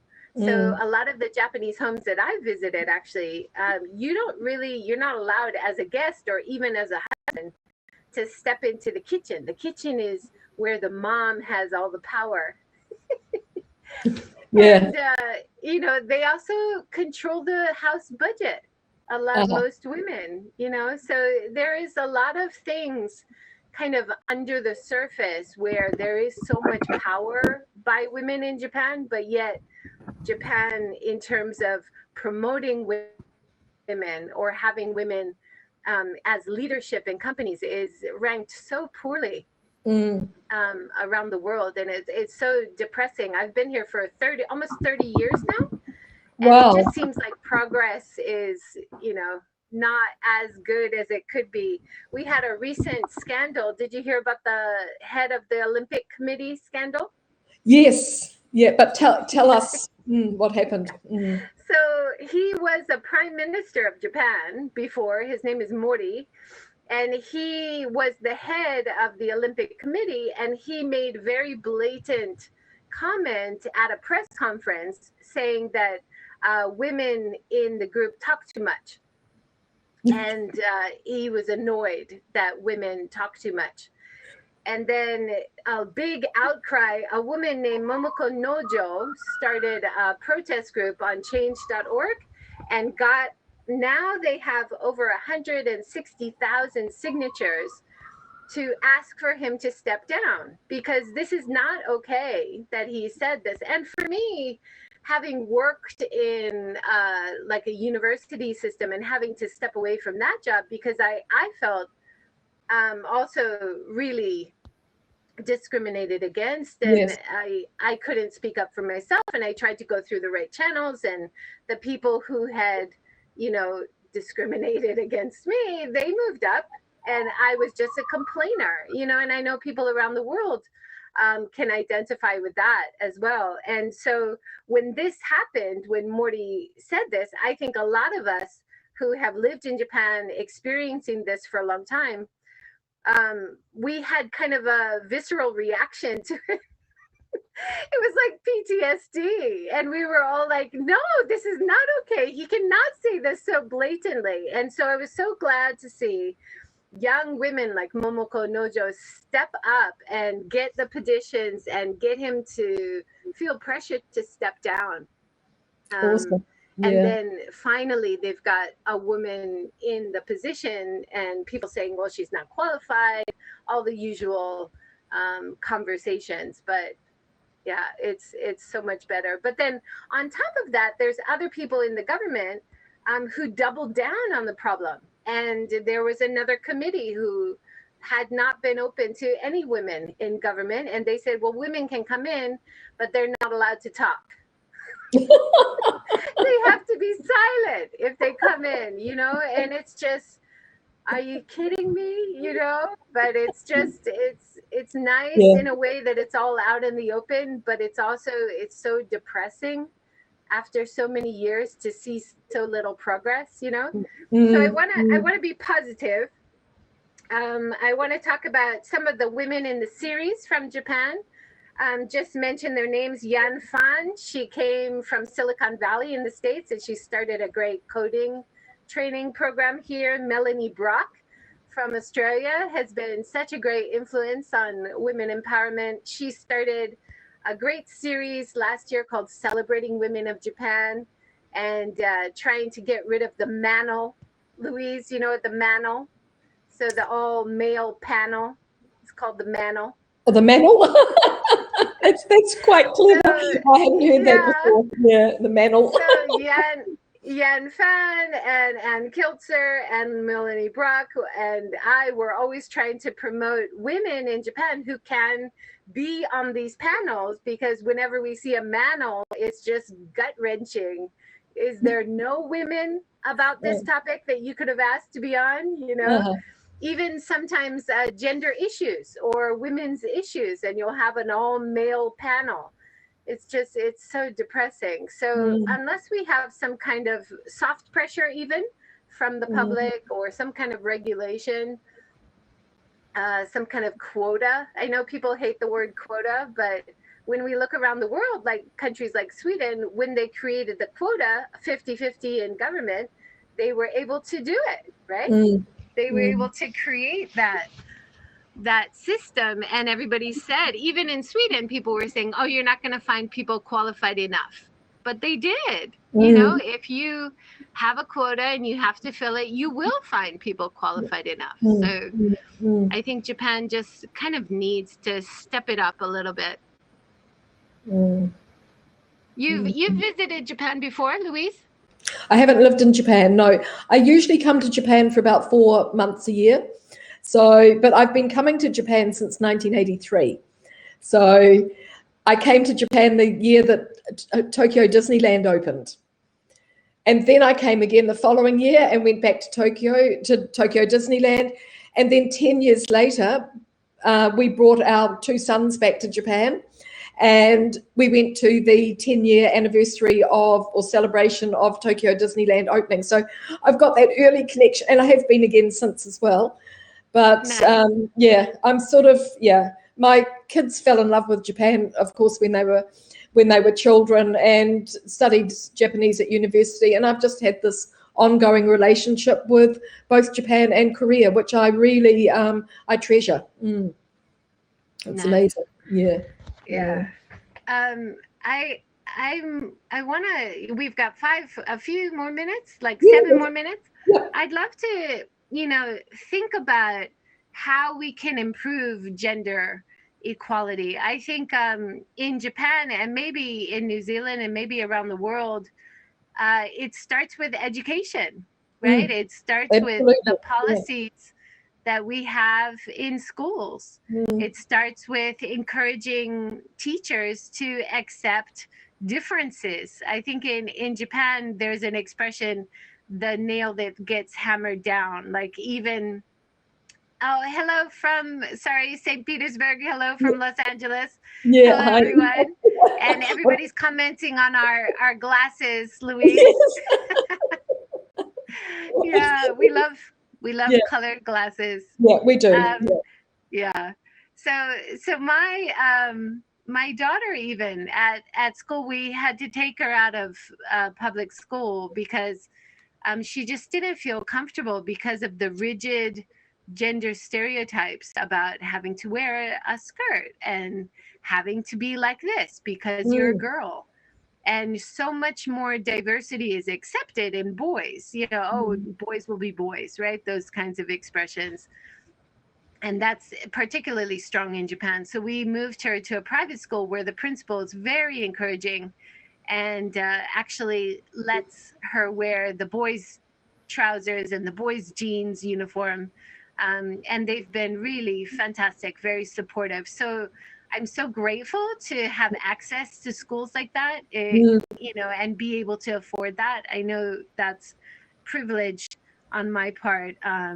But I always encourage other girls and, you know, other girls in families that we know in Japan to ask. Even asking is like the first important step, right? Not assuming that things will never change, but just asking if it's possible. It might be, you know, adaptable, or it might be something that we could change even a little bit. So, Yes. yeah. I think that's a great first step. Yeah. There's a nice comment here from Dimmy, who's in Queensland. She says there's a great Japanese woman here in Australia. Her Facebook and Instagram handle is Sumiko Photography. Do you know her? She empowers women through her photography. I have actually, in the talk show series, I've interviewed a few people in Melbourne, Australia, who are very connected in Japan. So Melissa Mills, who runs a sake company, and Simone Maynard, who is promoting a lot of the sake breweries in Japan and doing interviews with sake brewers around Japan. Also Tina, who runs Wheel Woman. She brings a group of female cyclists over to Japan every year to do cycle tours. So there's a lot of positive influence on Japan from outside Japan. Definitely, right? And now with the lack of inbound tourism, I think we're seeing less traction in terms of moving towards more sustainable policies, more gender diversity, because we don't have tourists here. And people are not thinking about how to cater to people from the outside. Everybody assumes that everyone in Japan is the same, and everybody in Japan just wants it as it's always been. But when you have international tourists coming in, you actually have companies and businesses thinking about how to cater to diversity. And that is why I'm so passionate about tourism as a part of sustainability, because it can be such a positive influence, right? Yes. And we have this very strong bond in the Pacific. So we're all islands in the Pacific. Australia's the largest of them, but we are a very, very big, a very strong bond between us all, and a lot of scholarships have been set up from the early days, and a lot of trade between our countries. So like a lot of, I was surprised how strong the Japan connection is. Actually interviewed a woman who's Japanese but living in Melbourne. She's teaching Japanese cooking classes in Melbourne and using local ingredients to make Japanese recipes. And I thought that was so exciting, you know. And then I know there's a big in New York, there's a really big population of people who are Japanese and living there, not green card holders. They're just working there or living there, or just passionate about being outside Japan. So that definitely has a positive effect on what happens in Japan too. And that could be very positive in terms of promoting diversity and gender equality more. So when people train abroad and then they come back, they have a positive influence, or they could have if they're accepted, right? I had a great talk the other day with a man named Post, who took his wife's name, and he went through all the normal challenges that a woman goes through when she changes her name in Japan. And he wrote a book about it, and that was really interesting. He also took paternity leave, which rarely happens in Japan. So I think we need women, of course, to have soft pressure, but we also need men to step up and speak out and to talk about diversity and the need for everybody to be equal as well. Absolutely. I think, we've got one more minute, Louise. I can't believe it's passed so quickly. Message for us. I'm so sorry. I've been doing all the talking. It's been fascinating, and I'm sure everybody's really enjoyed hearing a little bit about your life in Japan, because it's very interesting, and I thank you very much for sharing it with us. It's really, really fabulous, and I look forward to hearing more from you, hopefully here on HAPS, and the different platforms that you I'm also having on. connection issues sometimes on HAPS, like I noticed today, even when I'm at home. But I'm getting pocket Wi-Fi and hopefully doing more walks around areas of Japan to introduce on HAPS. So inspired by you, Louise. Thank you so Fabulous. So thank you very much. I think we've got Joanne. I don't see her there yet, but Joanne's coming on. Joanne's an old friend of mine, and we met in Los Angeles, and I've actually been lucky enough to meet a lot of people, so it's been good. So we'll just hang fire until they bring them in. Yeah, Brett had a great comment. Sorry, I didn't see that till now. Brett, you said it also starts earlier at home, where gender roles and expectations are set by the parents. And I think that's so true in how parents treat boys and treat girls, even in their own family. Definitely worth considering how we could be better, even at home, right? I'm seeing Joanne there. Yeah. Fantastic. Are they ready? The next people? Joanne's here. Yeah, they'll take us off. Okay. And yeah. Hi. Good morning. All right. I'm gonna leave and let you guys take over. Okay. So Happy thank you very much, International Joy. That was Women's Day. awesome. Great to connect with you guys. I'll be following. Take care. Bye. Bye for now. Thank you. Well, kia ora. How are you? Kia ora, Joanne. How are you? I am good. Oh my God. How come I'm so huge and you're like normal size? No, we're big. No, we're good. We're equal size, but I'm sitting back. I don't want to be too close to the screen. Who's coming on with you? Well, Michelle Garrett is supposed to be joining me, and Web EV, who I think you know, is going to be joining me as well. Okay, fantastic. Yeah. Oh, that's good. Yeah. So really, how come I'm so large and you're so like normal? No, because I think you're looking for. I'm sitting back and you're up at the screen like this. I'm not. I'm like back. Okay, let me back a little bit.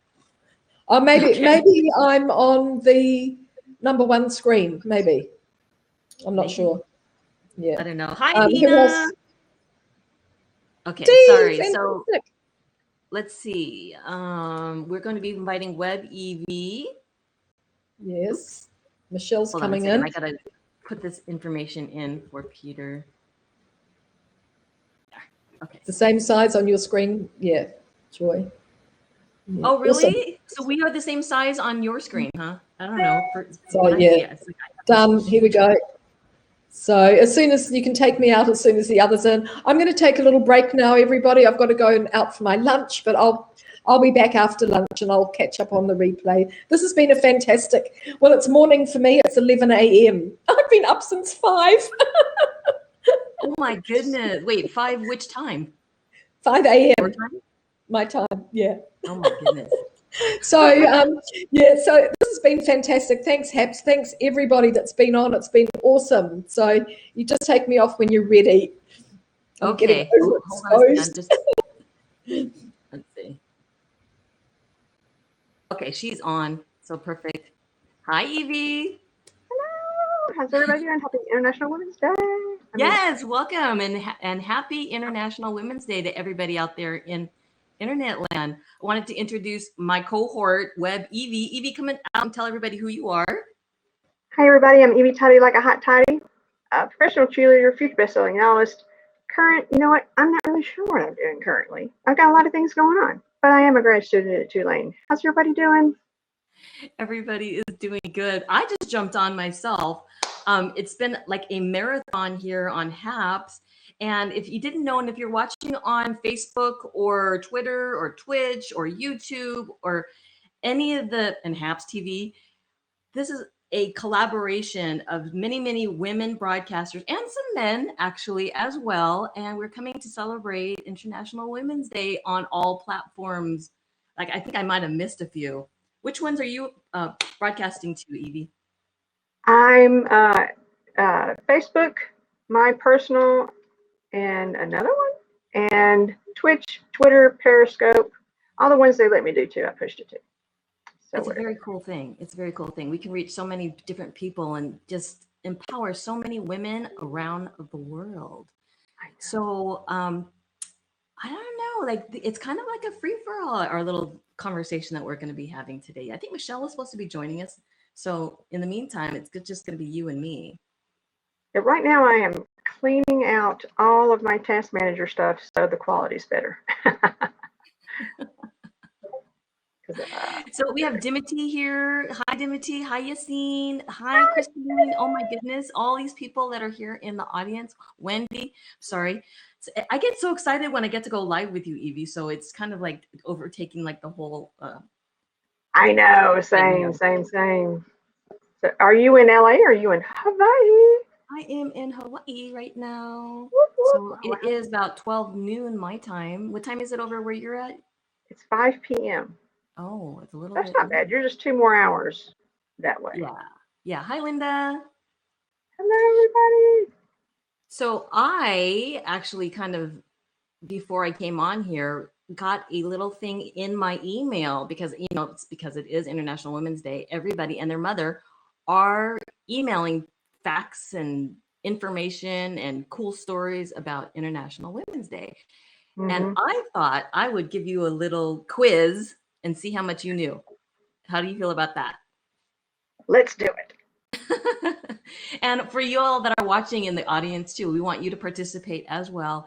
And type in the comments either below or to the side, depending on where you are watching from, or you know what device you are watching from, or what platform, whatever. Type in there too, because this is a totally interactive broadcast. Okay, are you ready, Evie? Yes, ma'am. Okay, what year did International Women's Day begin? Let me just take a guess and say 1971. Okay, I'm gonna let other people guess too. You guys have about 15 seconds. I wish I had the Jeopardy music going. There we go. Are you serious? Where are all our guesses? Here they are. So Carrie's thinking 1776. Wow. I so want to cheat and Google it. You cannot. You cannot. I know. I'm not. Okay. So, okay, I will tell you exactly what it is. Let me pull it up. It is 1911. Whoa. You believe that? Okay, I'm going to give you a little blurb about it. The first IWD was held in 1911, celebrated in Austria, Denmark, Germany, and Switzerland on March 19th. Wait, March 19th? What? I don't understand here. By over 1 million people. Official events in the inaugural celebration championed women's rights to vote, work, and hold public office while denouncing discrimination, the organization reports. Tragically, less than 1 week later, the Triangle Shirtwaist Factory fire claimed the lives of over 140 working women in New York City. The disaster awareness of labor laws in the U.S. and unjust working conditions, further fueling IWD's mission in the years that followed. Now, I don't understand why in this little blurb of information, why it says March 19th when today is March 8th. So it's well, and maybe one of your questions will tell us why they moved it. You're so smart. It might not. Okay. Let's see. Did you know that International Women's Day is not group or organization specific? Really? Because they've got a site and there's a theme every year. Do you know what this year's theme is? That is actually one of the questions. Okay, okay, so let me tell you about this. International Women's Day is not group or organization specific. See, you guys, you didn't know what you were going to be learning, and you didn't know there was going to be a test either, did you? The International Crusade is not solely organized or operated by any one government, charity, corporation, NGO, academic institution, network, or media group. Instead, IWD marks an inclusive push for action and advocacy, whatever that looks like globally at a local level. So, but Evie, you were telling me that there is an organization. There's what? You said there was an organization that was running this thing. Well, there's a website, because you can go to the website and you can see what the theme is and get information and social media stuff. I mean, there's all kinds of stuff. So I don't know. Is that fake news then?